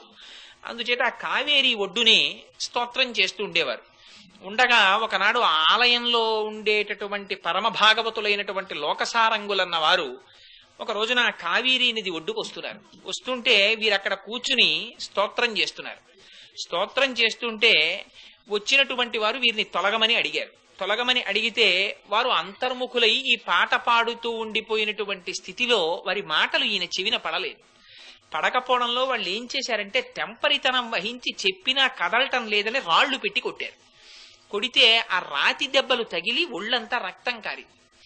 ఆయనకి రాతి దెబ్బలు తగిలి రక్తం కారిన విషయం కూడా తెలియక ఆ డప్పు వాయిస్తూ పాట పాడుకుంటూ ఉండిపోయారు. కొంతసేపటికి బహిర్ముఖులయ్యారు. పాట అయిపోయి చూసుకునేటప్పటికీ రక్తం కారుతోంది. చూసుకున్నారు, అయ్యయ్యో నేను ఎంత తప్పు చేశాను, పెద్దలైన వాళ్ళు వస్తుంటే అడ్డు తప్పుకోలేదు, వాళ్ళు నన్ను రాళ్లు పెట్టి కొట్టారు, ఎంత పొరపాటు జరిగింది నా వల్ల, అడ్డు తప్పుకుని ఉండవలసింది, పాపం వాళ్ళు నన్ను రాళ్లు పెట్టి కొట్టవలసినంత కష్టాన్ని వాళ్ళకి కల్పించాను అన్నారు. నిజంగా ఎంత పెద్ద మనసో చూడండి మహానుభావుడిది అని దూరంగా తొలగిపోయారు. సరే, లోకసారంగులని వారు ఆ కావేరీ నదిలో స్నానం చేసి ఆలయంలోకి వెళ్ళారు. పరమేశ్వరుడు నిష్పక్షపాతి, ఆయనకి బాహ్యాడంబరములు ఏమీ అక్కర్లేదు. ఇక్కడ శుద్ధి ఎక్కడుంటుందో అక్కడ చెయ్యిచ్చు పుచ్చుకోవడానికి పరమాత్మ సిద్ధంగా ఉంటారు. అందుకని శ్రీరంగం ఆలయంలోకి వెళ్ళి తలుపులు తెరిచేసరికి ఆ రంగనాథుడికి నుదుటి మీద భుజముల మీద దెబ్బలు తగిలి రక్తం కారుతూ ఆయన సాక్షాత్కరించారు. హడిలిపోయారు. ఈ విషయం అక్కడ ఉన్న భటులకి చెప్పారు, భటులు రాజుకు చెప్పారు, రాజు విచారణ చేశాడు. ఎందువల్ల ఇవాళ రంగనాథుడు అలా దర్శనమిస్తున్నారు, ఎక్కడో ఏదో అపచారం జరిగింది, నిలదీసి కనుక్కొమ్మని అడిగారు. ఎవరైనా కొట్టారా, ఎవరినో ఎవరో కొట్టకపోతే వారు భాగవతులు అయ్యుండకపోతే ఆ దెబ్బల్ని పరమాత్మ స్వీకరించారు. అంత భగవద్ధ్యానంలో ఉండిపోయారు కాబట్టి ఆ దెబ్బల్ని భగవంతుడు పొందాడు. ఈ విషయం కర్ణాకర్ణిగా తెలిసింది. లోకసారంగులు కొట్టారు రాళ్లు పెట్టేది తెలిసి లోకసారంగుల్ని పిలిచి అడిగితే అవును నేను కొట్టిన మాట యథార్థమేనని చెప్పారు. ఇంతలో స్వామివారికి అభిషేక స్థలము అని ఒకటి ఉంటుంది. ఆ అభిషేక స్థలం పరమ పవిత్రం. ఎందుచేతనంటే పెరుమాళ్ళకి చాలా దగ్గరగా పెడతారు. ఎప్పుడన్నా మీరు శుక్రవారంలో పూరాభిషేకం అంతవరకు ఎందుకు, మన వెంకటేశ్వర స్వామి వారి దేవస్థానంలో ఇక్కడ అభిషేకం జరుగుతున్నప్పుడైనా మీరు చూడొచ్చు. అభిషేకం చేసేటప్పుడు మూల విరాట్కి చాలా దగ్గరగా నిలబడి మూల విరాట్ మీద అభిషేకం చేస్తారు. అందులో కొన్ని అంతరమైన రహస్యాలుంటాయి. ఆ మూల విరాట్కి అభిషేకం చేయడంలో ఎందుకు అభిషేక స్థానం అనేటటువంటిది పవిత్రత అన్నది ఇది సభాముఖంగా చెప్పేది కాదు. సరే, దాని గురించి వేరు వ్యాఖ్యానం ఉంది. ఎప్పుడైనా తెలుసుకోవాలనుకున్న వారికి ఎప్పుడైనా వేరుగా అయినా అంత అవసరం లేదు. అది ఒక పరమ పవిత్రమైన స్థానం. సరే, అందుచేత ఆనాడు అభిషేకానికి వెడితే రంగనాథుడు మాట్లాడారు. ఎక్కడ నిలబడి మీరు అభిషేకం చేస్తున్నారో అక్కడికి ఆ ఆళ్వారిని తీసుకొచ్చి నిలబెట్టి వారి చేత నాకు కైంకర్యం చేయిస్తే తప్ప నాకు ఈ దెబ్బలు తగ్గవన్నారు. అంటే అర్చకులు అన్నారు, మహాప్రభు వారిని తీసుకొస్తాం, కానీ ఆ తిరుప్పాణి ఆళ్వారు వారు రావద్దా, వారు మమ్మల్ని చూస్తే దూరంగా పారిపోతారు కదా అన్నారు. అంటే అలా పారిపోతే మీరు వెళ్ళి వారిని మీ భుజాల మీద ఎక్కించి తీసుకురండి పట్టి అన్నారు. అంటే వీళ్ళందరూ పరిగెత్తారు. అమ్మో నేను మళ్ళీ ఏమైనా తప్పు చేశానేమో అని తిరుప్పాణి ఆళ్వారు పారిపోతున్నారు వెనక్కి తిరిగి. పాపం ఆయన ఎప్పుడు అక్కడ ఒడ్డున పాటలు పాడుకుంటూ ఉండేవారు ఆ ఇసుక తిన్నెల మీద. అయ్య బాబోయ్ నిన్ను రంగనాథుడు తీసుకురమ్మన్నాడు ఆగంటారు వీళ్ళు, పారిపోతారు ఆయన. పరిగెత్తారు ఆయన్ని పట్టుకున్నారు. అమ్మో నేను రాను, అక్కడికి నేను రావడమా రంగనాథుడు ఆలయంలోకి అంటున్నారు ఆయన. నువ్వు రావలసిందే, నువ్వు రాకపోతే నన్ను భుజాల మీద కూర్చోబెట్టి తీసుకురమ్మన్నారు రంగనాథుడు అని లోకసారంగులు ఆయన్ని భుజాల మీద కూర్చోబెట్టుకున్నారు. అందుకని ఆయనకి ఏ ఆళ్వారికి లేని బిరుదొచ్చింది. మునివాహనులు, సాక్షాత్తుగా మునులు వహించారు ఆయన్ని. ఎక్కడ పుడితే ఏమిటండి, భగవంతుడి నామమునందు భగవంతుడి యందు మనస్సు ఉండాలి. దీనికే భగవంతుడి పెద్ద పెట్టేశాడు, ఇంకొక దానికి ఇలా. అందుకే వటుర్వా గేహీవా యతిరపి జటీవా తదితరో నరోవా యక్కశ్చిత్ భవతు భవ కింతేన భవతి యదీయం హృత్పద్మం యది భవతదీనం పశుపతే తదీయత్వం శంభో భవసి భవ భారంచ వహసి అన్నారు శంకరాచార్యులు వారు శివానంద లహరిలో. నువ్వు ఎవరివి నాకు అనవసరం, నువ్వు సన్యాసివా, గృహస్థువా, బ్రహ్మచారివా, యతివా, జటివా, ఇంకొకట, ఎవరికి కావాలా ఇవన్నీ? నీ మనస్సు తెచ్చి నా పాదాల దగ్గర పెట్టావా? పెట్టుంటే అటువంటి వాడి కోసం సర్వకాలముల యందు వాడి వెంట నేను తిరుగుతాను రక్షించుకోవడానికి. అటువంటి వాడిని రక్షించడం వాడికి కాదు, నాకు రక్షణ హేతువు. నేను రక్షించుకోవాలి, అది నాకున్న నియమం. అనన్యాశ్చింతయంతో మాం ఏ జనా పర్యుపాసతే తేషాం నిత్యాభియుక్తానాం యోగక్షేమం వహామ్యహం ఆయన ప్రతిజ్ఞ. అందుకని ఏ లోకసారంగులు కొట్టారో ఆ లోకసారంగుల్ని భుజాల మీద ఎక్కించి తెమ్మన్నారు. ఇది ఏ ఆళ్వారికి దక్కలేదు ఆయనకు. అందుకని మునివాహనులు అని బిరుదుంది తిరుప్పాణి ఆళ్వారికి. ఆయన వహించి తీసుకొచ్చారు, భుజాల మీద తీసుకొచ్చి అభిషేక ప్రదేశంలో నించోబెట్టారు. నించోపెడితే ఆనాడు ఆయన శ్రీరంగనాథుణ్ణి చూసి 10 పాశురాలు చెప్పారండి. ఆ 10 నేను యథార్థమైన మాట చెప్తున్నాను. ఇవాళ ఆళ్వారులలో చాలా మంది చేసిన పాశురాలకి, చాలా మంది చేసిన స్తోత్రాలకి వేదాంత దేశకులు వ్యాఖ్యానం రాయల. తిరుప్పాణి ఆళ్వారు చేసిన 10 పాశురాలకి వేదాంత దేశికులు ఎంతంత వ్యాఖ్యానాలు రాసి మళ్ళీ సమాంతరంగా సంస్కృతంలో శ్లోకాలు రాశారు. వేదాంత దేశికులు అంటే సాక్షాత్తుగా వెంకటేశ్వర స్వామి వారి దగ్గర ఉన్న ఘంటాంశం. ఆ గంట మోగలేదుట 102 సంవత్సరాలు వేదాంత దేశికులు ఉన్నంత కాలం. అందుకని అటువంటి వారు స్తోత్రం చేశారంటే ఆ పాశురాల్ని, అవి ఎంత పరమ పవిత్రములో, ఎంత గుండెల్లోంచి వచ్చాయో మీరు ఆలోచించుకోవచ్చు. అంతటి మహాపురుషుడు తిరుప్పాణి ఆళ్వార్.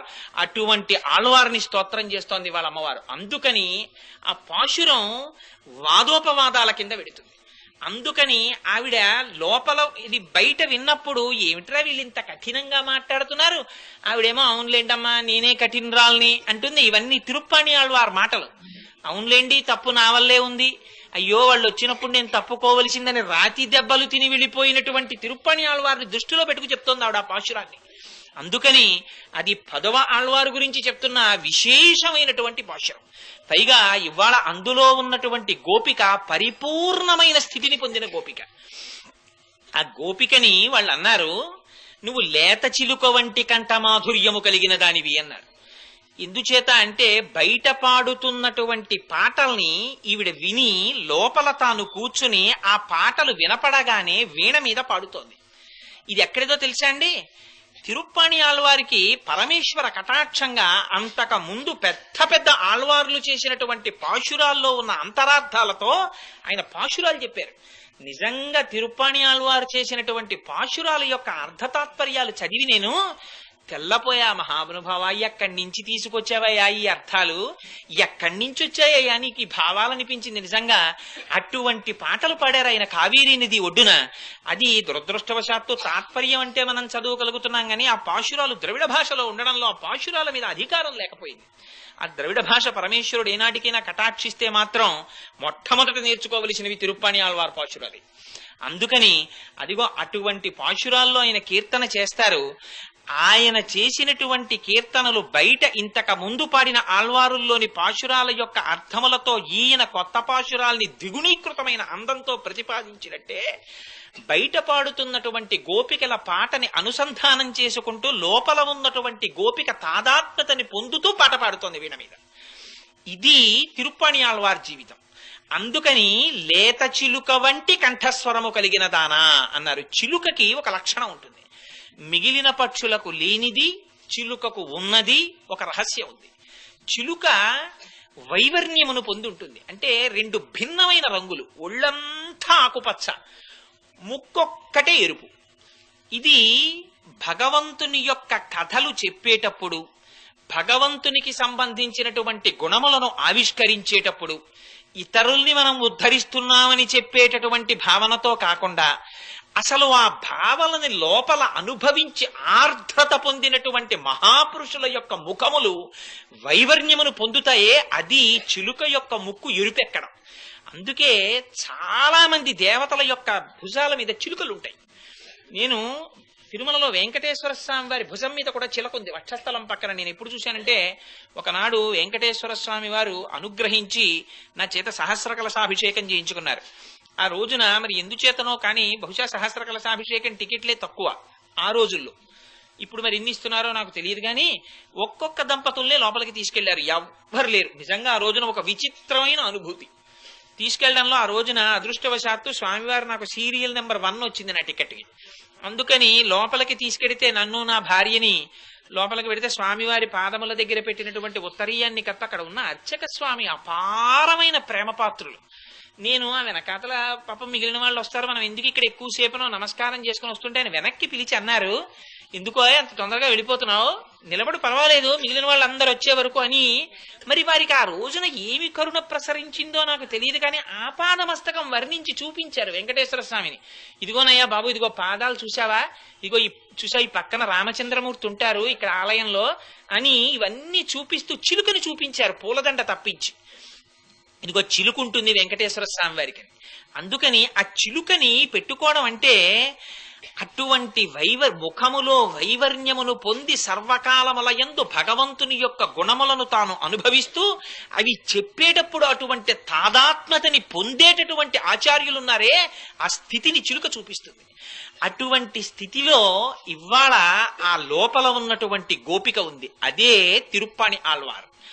అందుకని అటువంటి తల్లిని పట్టుకొని బయట ఉన్న వాళ్ళు అన్నారు, ఏమలా లోపల పడుకునున్నావు, లేచి బయటికి రావా, లేత చిలుక వంటి కంఠమాధుర్యము కలిగిన దానా అని పిలిచారు. పిలిస్తే ఆవిడికి కొంచెం ఖేదం కలిగింది. ఒకటి, వీరిని విడిచి ఆవిడ బ్రహ్మానందమును పొందడం లేదు, వారికన్నా అధికురాలనన్న భావన ఆవిడలో లేదు, లేని నిద్రని ఆవిడికి ఆపాదించారు. 2, వారు పాడుతున్న పాటకే తాను అనుసంధానం చేసింది కానీ తానొక్కటి అనుభవించి ప్రత్యేకమైన పాట పాడుకోలేదు. కానీ ఈ లేని రెండింటిని తనయందు ఆపాదించడము చేత ఖేదము పొందిన తల్లి ఆ లోపల ఉన్న గోపికంది, ఓ గోపికలారా నన్ను జిల్లున అలా పిలవకండి అంది. అంటే మీ మాటలు నాకు కొంచెం ఖేదమును కల్పిస్తున్నాయి, నేను అలాంటి స్థితిని పొందిన దానిని కాను, మీలో నేను కూడా ఒక్కతెను, అందుకని అలా ఎందుకు పిలుస్తారు అంది. అంటే పైనున్న వాళ్ళు అన్నారు, నువ్వెంత కఠినురాలవో మాకు తెలుసు, అయినా నీకు ఈ ఏకాంతం ఏమిటి, ఒక్కదానివి ఎందుకున్నావు అంటే వాళ్ళు కూడా బాహ్యంలో అధిక్షేపించి మాట్లాడినది కాదు.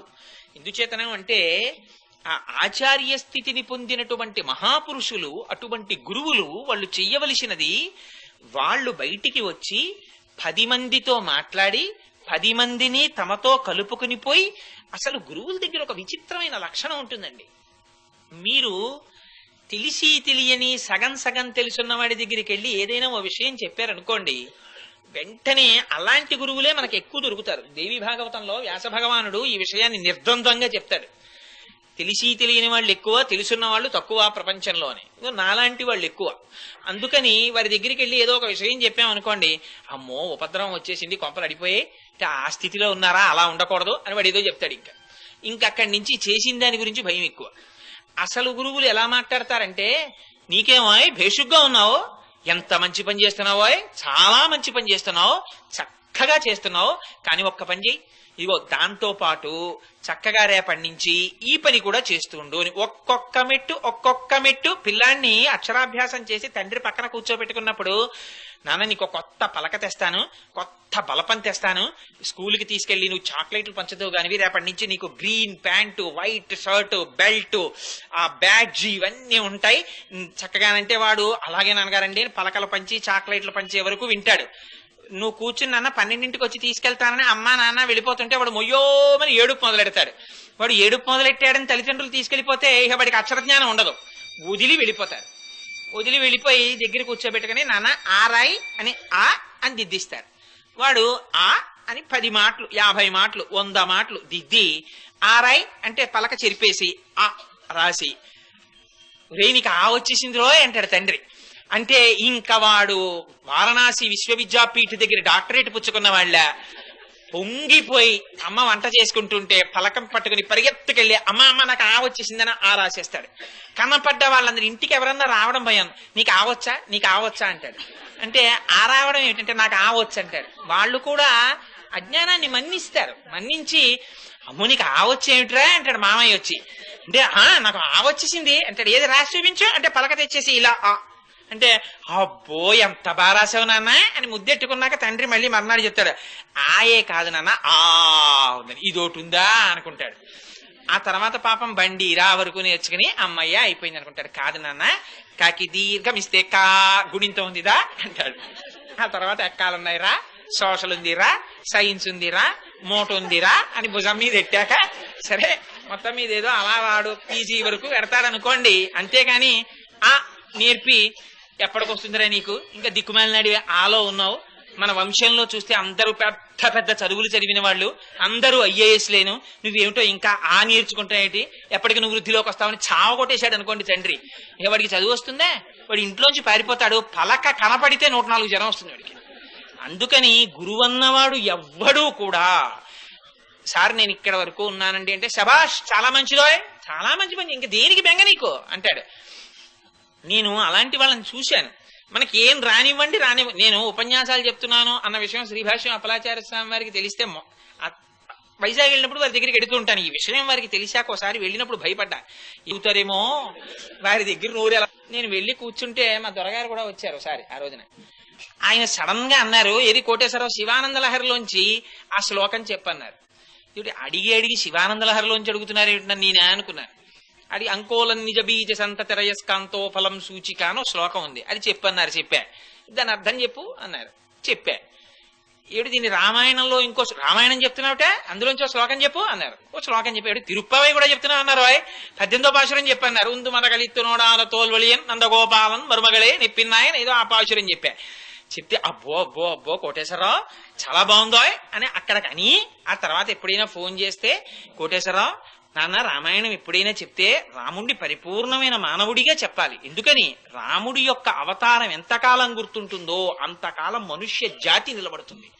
చూడండి ఆ మాట్లాడడంలో వారి స్థాయి ఏమిటి, వేరొకరి స్థాయి ఏమిటి, కానీ వారు నిరుత్సాహపరచరు. ఆ ఉత్సాహపరచడంలో ఉంది, ఆ గట్టి ఎక్కించడంలో ఉంది. అది ఔదార్యం. అది అందరికీ ఉండదు, అది కొంతమందికి ఉంటుంది. అది మహాపురుష లక్షణం. అటువంటి మహాపురుష లక్షణం ఉన్న గోపికవి నువ్వు లోపలున్నావు. ఆ ముఖమును వైవర్ణ్యమును పొందేటటువంటి గోపికవి. అటువంటి దానివి నువ్వు లోపల పడుకుంటే ఇది వాళ్ళ బాధ. నువ్వు లోపలుండిపోతే నువ్వు ఒక్కతివి అనుభవిస్తే మాకెప్పటికీ తెలుస్తుంది. అందుకని బయటికి రా, వచ్చి మాతో కలిసి మమ్మల్ని కూడా ముందుకు తీసుకెళ్లి మాతో పాటుగా నువ్వు ఉండి ఉద్ధరించాలి. లేకపోతే నీకు ఆ పూర్ణత్వం ఎప్పటికి కలుగుతుంది అంటే ఆవిడంది పోన్లేండమ్మా నేనే కఠినురాల్ని అంది. గురువుల దగ్గర ఉన్న గొప్ప విషయం వాదనల జోలికి వెళ్ళరు. ఒకవేళ ఒక 2 మాటలు 3 మాటలు చెప్పడానికి ప్రయత్నించి వాడు మూర్ఖత్వానికి వెడుతున్నాడు అని అనిపిస్తే వెంటనే ఒక మాట చెప్తారు. పోన్లేవోయ్ నువ్వు చెప్పిందే నిజమనుకో అని. ఎందుకు వీడితో వాదన నాకెందుకు, వీడే తెలుసుకుంటాడు ఏదో ఒకనాడని. అందుకని గురువుల దగ్గర వినడం నేర్చుకోవాలి, కానీ గురువుల దగ్గరికి వెళ్ళి మనం చెప్పడం మొదలెట్టకూడదు. ఇలాంటివి చేశారు కొంతమంది. రమణ మహర్షి చాలా తక్కువ మాట్లాడేవారు. 4 రోజులకి ముందు నుంచి వచ్చి రమణ మహర్షి ఆశ్రమంలో ఆ మూల ఈ మూల ఈ మూల ఈ మూల కూర్చునేవాడు. ఆయన చూస్తూనే ఉన్నారు ఒక కన్నేసి. వచ్చిన వాళ్ళందరూ ఏదో ప్రశ్న అడిగేవారు, ఆయనకి తోస్తే జవాబు చెప్పేవారు, నమస్కారం పెట్టి వెళ్ళిపోయేవారు. ఓ 4 రోజులు పోయిన తర్వాత ఆయన దగ్గరికి వచ్చాడు. వచ్చి అయ్యా గురువుగారిని ఎలా సెలెక్ట్ చేసుకోవాలండి అని అడిగాడు. రమణ మహర్షి అన్నారు, గురువుగారిని నువ్వు సెలెక్ట్ చేసుకోవడం ఏంటి, గురువుగారు నిన్ను సెలెక్ట్ చేసుకుంటారా, నువ్వు గురువుగారిని సెలెక్ట్ చేసుకుంటావా, గురువుని నువ్వు గౌరవించాలి, నువ్వు సెలెక్ట్ చేయడం ఏమిటి గురువుగారిని అన్నారు. మరి మా గురువుగారు ఇలా చెప్పలేదే అన్నాడు. అంటే పోన్లే వృద్ధిలోకి రావలసిన వాడని గురువు అంటే నీకు గురి నేర్పేవాడయా, నిన్ను ఉద్ధరించవలసిన వాడు అని 2 మాటలు చెప్పారు. ఇవన్నీ మా గురువుగారికి లేవండి, మీరు చెప్పినవన్నీ. ఇన్నాళ్ళు ఆయన గురువుగారు అని తిరిగాం, ఆయన దగ్గర మీరు చెప్పిన లక్షణాలు ఒక్కటి లేవు సార్. ఇది కూడా ఇంకొకటి కూడా చెప్తున్నాడు. పిఠాపురంలో ఇంకో ఆయన ఉన్నాడు, ఆయన ఇంతే సార్ అని మొదలెట్టాడు. అన్నీ విని నేను రమణ మహర్షి జీవితంలో ఆయన మాట్లాడిన మాటలలో అంత వ్యగ్రతతో రమణ మహర్షి మాట్లాడినటువంటిది ఇంకొక సందర్భంలో నేను చూడలా. కావాలంటే రిఫర్ అదేంటి సూర్యనాగమ్మ గారి లేఖలు ఏమమ్మా ఉందా, ఎంత కోపడ్డారు ఆ రోజునైనా. అవును 4 రోజుల నుంచి చూస్తున్నా, మూట కట్టి అన్ని పోగేసుకుని దగ్గరికి జరిగి ఇవాళ గురువుల గురించి మాట్లాడడానికి వచ్చావు.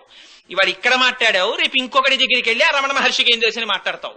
దీనికోసమా దగ్గరికి జరిగావు? పెంటపోగులో సాలగ్రామాన్ని వెతుక్కోవడం నేర్చుకో. సాలగ్రామం రాళ్లలో ఉంటుంది. రాళ్లని తీసి సాలగ్రామాన్ని కళ్ళకద్దుకో. గురువుల గురించి తక్కువ చేసి మాట్లాడడానికి నీకున్న యోగ్యత ఎంత అని ఆ రోజున రమణులు ఆగ్రహాన్ని ప్రదర్శించారు. అందుకని పెద్దలైనటువంటి వారిని దగ్గర ఎలా ఉండాలో నేర్చుకోవాలి. అందుకని వారు పోన్లే తప్పులు మా ఎందున్నాయి అంటారు. అలా అని ఎంత సరిపెట్టుకున్నా వారిని ఉద్రేకపరచకూడదు. అందుకని ఇవాళ లోపలున్న గోపిక అవి పాశురముల కింద చెప్తోంది, కానీ ఎన్ని జీవన సత్యములు మాట్లాడుతోంది ఆవిడండి ఇవాళ ఆ తల్లి. అందుకని నువ్వు పరిపూర్ణురాలివి. అటువంటి దానివంటే ఆవిడంది, పోన్లేండమ్మా నేనే కఠినురాల్ని, ఇంత విషయం తెలుసున్నా ఇన్నాళ్ళ నుంచి వచ్చి 4 మాటలు మీకు చెప్పి నేనే ముందుండి మిమ్మల్ని తీసుకెళ్లి ఆ కృష్ణ పరమాత్మ యొక్క సంశ్లేషమును అనుభవింప చెయ్యకపోవడం నాదే తప్పనుకోండి. పోన్లేండి ఇవాళ వచ్చాను కదా, ఇంక నుంచి మీతోనే ఉంటాను, కలిసి ఉందాం అంటే వేరొక భాషలో చెప్పాలంటే ఇది వాళ్ళకి ఓదార్పు మాట. నేను వచ్చి ఏం చెయ్యాలి అంది ఆవిడ. మన మృత్యుంజయరావు గారు శ్రీభాష్యం అప్పలాచార్య స్వామి వారి దగ్గరికి వెళ్ళి మీరు ఒక్కసారి కాకినాడ రావాలన్నారట. అలాగే వస్తానులేవో తప్పకుండాను అన్నారట. శ్రీభాష్యం అప్పలాచార్య స్వామి వారు వస్తే ఏం చేస్తారు? శ్రీభాష్యం అప్పలాచార్య స్వామి వారు వచ్చి చూసేది ఉండదు. ఆయన వస్తే మనందరం వెళ్ళి నిలబడతాం. మహానుభావ, ఒకనాడు ఈ కాకినాడ పట్టణాన్ని ఉద్ధరించిన వారండి, మీరు నడిపించిన బాటలో వెడుతోంది పట్టణం ఆ భక్తి మార్గంలోనే. వీళ్ళు మనందరినీ చూసి ఆయన సంతోషిస్తారు. ఆయన మనని చూడడం మనకు ఆనందం. అలా వీళ్ళన్నారు, బయట మేము నించున్నాం, నువ్వు ఒక్కసారి బయటికి రావాలి. నువ్వు ఒక్కసారి బయటికి వచ్చి మేమందరం ఉన్నామో లేదో లెక్క పెట్టుకోవాలి. ఎందుకు లెక్క పెట్టుకోవడం? వాళ్ళు బయటికి వచ్చి గురువులు, మా గురువు గారు ఉన్నారు అమరేశ్వర ప్రసాద్ గారు, ఒకసారి ఎప్పుడన్నా కనపడి ఏం కోటేశ్వరరావు బాగున్నావా అని ఇలా అన్నారనుకోండి భుజాల మీద, నాకు ఇంకా ఏదో అంగడాలు పెట్టేసినట్టు ఉంటుంది, అంత సంతోషంగా ఉంటుంది. అలా ఆ గురువులు వచ్చి ఒక్క మంచి మాట చెప్తారు, ఆ భుజం తడతారు. ఏమో బాగున్నావా కోటేశ్వరరావు అని, కాళేశ్వరరావు బాగున్నారా అని అందరినీ పేరు పేరు నా పూర్వభాషీచ రాఘవ అని రాముళ్ళ వాళ్లే పలకరించి మాట్లాడతారు. అసలు ఆ ఆర్ద్రత నేర్చుకోవాలి ప్రత్యేకించి. అలా మాట్లాడుతుంటే అబ్బాయి ఎంత సంతోషంగా, నన్ను పలకరించారండి, ఆయన మర్చిపోలేదు. ఎప్పుడు 15 ఏళ్ల క్రితం శ్రీపాదారి దొడ్లో మాట్లాడినప్పుడు పరిచయం, ఇప్పటికీ గుర్తుపెట్టి మాట్లాడారండి అంటాం. వారు మాట్లాడడం వారికి ప్రయోజనం కాదు, వీరిని ఉద్ధరిస్తుంది. వీరు సంతోషపడిపోతారు గురువులు మాట్లాడితే. నువ్వు రావాలి, మమ్మల్ని అందరినీ ముట్టుకోవాలి. ఇలా ముట్టుకుని బాగున్నావా అని ఇలా నువ్వని మమ్మల్ని అందరినీ తోడుకు తీసుకెడుతుంటే మేము పొంగిపోతాం. అదిట వీళ్ళ కోరిక. అందుకని నువ్వు బయటికి రావా అని అడిగితే అలాగే వస్తాను, వచ్చి నేనేం చెయ్యాలి అందావిడ. గురువు ఎందుకు వస్తాడండి బయటికి? మీరు బయటికి వచ్చి ఒక్కసారి మా ఇంట్లో ప్లేటు పూరి తిందురు గాని ఒక యాపిల్ పండు తినడానికి మా ఇంటికి పిలుస్తున్నాం, ఇంతకన్నా అన్యాయమైన పిలుపు ఇంకోట్లేదు. గురువుని పిలిస్తే ఎందుకు పిలవాలి? అయ్యా ఒక్కసారి మా ఇంట్లో 90 ఏళ్ళు వచ్చి బయటికి రాలేకపోయిన మా అమ్మగారు ఉందండి, మీరు చెప్పిన మాటలు పట్టుకెళ్ళి మా అమ్మగారికి చెప్తే పరవశించిపోయి కళ్ళ నీళ్లు పెట్టుకుని ఒక్కసారి అతన్ని చూడాలనుందిరా అంటోందండి మా అమ్మగారు. ఒక్కసారి వచ్చి మీరు 4 మాటలు చెప్తే మా అమ్మకంత వినపడదు, కానీ మీరు మాట్లాడుతుంటే ఆ 2 మాటలు విని పొంగిపోతుంది. మా అమ్మ పొంగిపోతుండగా ఆవిడ మొహం చూసి నే పొంగిపోతాను. మమ్మల్ని సంతోష పెట్టడానికి మీరు ఒక్కసారి రండి అని పిలవాలి. మా ఇంట్లో పెరట్లో దబ్బకాయలు ఉన్నాయండి, ఓ 4 ఇస్తాను కోటేశ్వరారు, మీరు వచ్చి తీసుకెళ్ళండి అని నాలాంటి వాడిని అంటే పర్వాలేదు. అంతేగాని పెద్దల దగ్గరికి వెళ్ళి ఏమన్నా మా పెరట్లో చింతకాయలు ఉన్నాయి మీరు వచ్చి పట్టుకెళ్తారు కానీ మా ఇంటికి రండి, వచ్చి కాసేపు అరగంట కూర్చుని మీకు ఎప్పుడు అదే అలవాటు కదా, ఏదో మాట్లాడుతుంటారు కదా, మాట్లాడి స్కూటర్ తగిలిసి పోదురు కానీ లేండి, కొక్కేం పట్టకపోతే మీ ఆవిడని తీసుకురండి పట్టు కూర్చుంటుంది ఊళ్ళో అన్నారనుకోండి, ఏమిటా దారుణం, దేనికి చెప్తున్నట్లు. అందుకని మాట్లాడడం అనేటటువంటిది నిన్ను ఉద్ధరించుకోవడానికి గురువుల్ని పిలవడం. అందుకని గురువుని ఎందుకు పిలుస్తారు బయటికి అంటే వాళ్ళన్నారు, అమ్మా నిన్ను ఎందుకు పిలుస్తున్నావో తెలుసా బయటికి, నువ్వు వచ్చి మమ్మల్ని ముట్టుకుని మాతో మాట్లాడి అందరం కలిసి, అడిగో మహానుభావుడు కువలయాపీడమనేటటువంటి ఏనుగుని సంహరించిన కృష్ణ పరమాత్మ ఉన్నాడే, ఆ కృష్ణ పరమాత్మని కీర్తించడానికి పిలుస్తున్నామన్నారు. ఏమిటా కువలయాపీడం? కంసుడంటే మనస్సు. ఈ మనస్సు దేహాత్మాభిమానం అనేటటువంటి అహంకారం అనేటటువంటి ఏనుగు నడ్డు పెట్టింది. ఈ ఏనుగు ఏం చేస్తుంది? కృష్ణుడు వస్తే తొక్కేయమని చెప్పాడు. కృష్ణుడు నిజంగా రానే వచ్చాడు. దీనికోసమని అక్రూరుణ్ణి పంపించాడు, పిలిపించాడు. కృష్ణుడికి తెలియదా అసలు ఎందుకు పిలిపించాడో? వచ్చాడు, వస్తే ఆ మావటివాడు ఏనుగు మీద కూర్చుని దాన్ని అంకుశంతో పొడిచి ఆ కృష్ణుడి మీదకి నడిపిస్తున్నాడు. నడిపిస్తుంటే ఆయన గబగబా వచ్చి కాలం దొక్కి సలీలుడై నగవుతో కంఠీరవేంద్రాకృతిన్ కేలన్ భీషణ దంతముల్ పెరిగి సక్షీణంబుగా మొత్తి గోసాలగ్రామణి వీరమౌళిమణి అయి ప్రాణంబులన్ పాపెన శైలేంద్రాభము ప్రాణలోభము నుదంచాత్సార గంధేభమున్ అన్నారు పోతన గారు. ఆ పరమాత్మ కృష్ణుడు ఒక్కసారి తన కాలుతో ఆ ఏనుగు యొక్క కాలు తొక్కారు, ఆ 2 దంతాలు పీకేశారు. ఆ దంతాలతోటే నీలాదేవికి పడక మంచం చేయించారట. ఆ ఏనుగు కుంభస్థలం మీదకెక్కి 2 గుద్దులు గుద్దేటప్పటికీ నెత్తురు కక్కుకుని ఆ ఏనుగు చచ్చిపోయింది. దాని పేరు కువలయాపీడము అన్నారు. ఈ కువలయాపీడము అంటే కు అంటే భూమి, వలయం అంటే భూమండలం. ఈ భూమండలాన్ని అంతటినీ పీడించేది అసలు నిజానికి పీడించేది దేహాత్మాభిమానం. ఇది నేను అన్న భావన పుట్టిన దగ్గర నుంచి ఇంకా దీన్ని పోషిద్దాం, దీన్ని సంబంధించిన వాళ్ళని పోషిద్దాం. పక్షికి ఉండదు, లిమిటెడ్ గా ఉంటుంది. ఏదో ఆ పక్షికి రెక్కలు వచ్చేంత వరకు మాత్రమే పక్షి ఆహారం తీసుకొచ్చి పెడుతుంది. ఒకసారి రెక్కలు వచ్చాయనుకోండి ఇంకా పక్షి తన పిల్ల గురించి ఆలోచించదు. ఒక పిల్లి దానికి ఎలకని పట్టుకోవడం వచ్చేంత వరకు మాత్రమే పాలిస్తుంది. ఆవు దూడకి గడ్డి తినడం వచ్చేంత వరకే పాలిస్తుంది. ఇంకా తర్వాత రోజు ఇంత గడ్డి తీసుకొచ్చి తను తినేసి కొంత గడ్డి నోట్లో పెట్టుకొచ్చి అబ్బాయి ఈ గడ్డి చాలా బాగుంది మా దూడకి పెడతానని గడ్డి తేదు. ప్రపంచంలో ఏది తేదు. 3, 4, 5 తరాల వరకు సంపాదించిదా చెయ్యాలన్న తాపత్రయం ఉత్తమమైన జన్మమెత్తి మనిషి ఒక్కడికే ఉంటుంది. ఇది పీడించేది ఏది పీడిస్తోంది? దేహాత్మాభిమానం పీడిస్తోంది దీంతో పట్టుకుని. అందుకని అసలు పీడించే ఏనుగిది. అందుకని ఈ కువలయాపీడాన్ని పోగొట్టాలంటే ఆయన ఒక్కడే పోగొట్టాలి. అందుకని అదిగో ఏనుగుని చంపి కృష్ణ పరమాత్మ మహోపకారం చేశారు. ఆయన నామం కీర్తిస్తున్నాం మేము ఇవాళ. దీన్ని ఎవరు పోగొడతారు? గురువు పోగొట్టాలి, భగవంతుడు పోగొట్టాలి. అందుకని నువ్వు వచ్చి నాయకత్వం వహించి ఆ కువలయాపీడాన్ని ఇతర శత్రువుల్ని, ఎందుకని కృష్ణుడు ఒక శత్రువుని సంహరించలేదు, పూతనా సంహారంతో మొదలుపెట్టి పూతనని సంహరించాడు. పూతన అంటే అహంకార మమకారములనేటటువంటి 2 స్తన్యములు కలిగినటువంటి అజ్ఞానం. ఆ అజ్ఞానాన్ని సంహరించాడు. ఆ తర్వాత శకటాసురుడు పుణ్యపాపములనేటటువంటి 2 చక్రములు పెట్టుకుని వచ్చినటువంటి శరీర స్థితితో తాదాత్మ్యత దాన్ని పోగొట్టాడు. తృణావర్తుడు కామమునకు లొంగిపోతే ఆ కోరిక మనిషిని ఎంత తృణప్రాయంగా తిప్పుతుందో చూపించడానికి తృణావర్తుడిని సంహరించాడు. ఆ తరువాత బకాసురుణ్ణి సంహరించాడు, దంభం పోగొట్టాడు. కొండ చిలువ నోట్లోకి వెళ్లి పడిపోయినటువంటి పిల్లల్ని రక్షించాడు. ఇలా ఎన్నో మహోపకారాలు చేశాడు. చిట్ట చివరన కువలయాపీడమనేటటువంటి ఏనుగుని పడగొట్టాడు.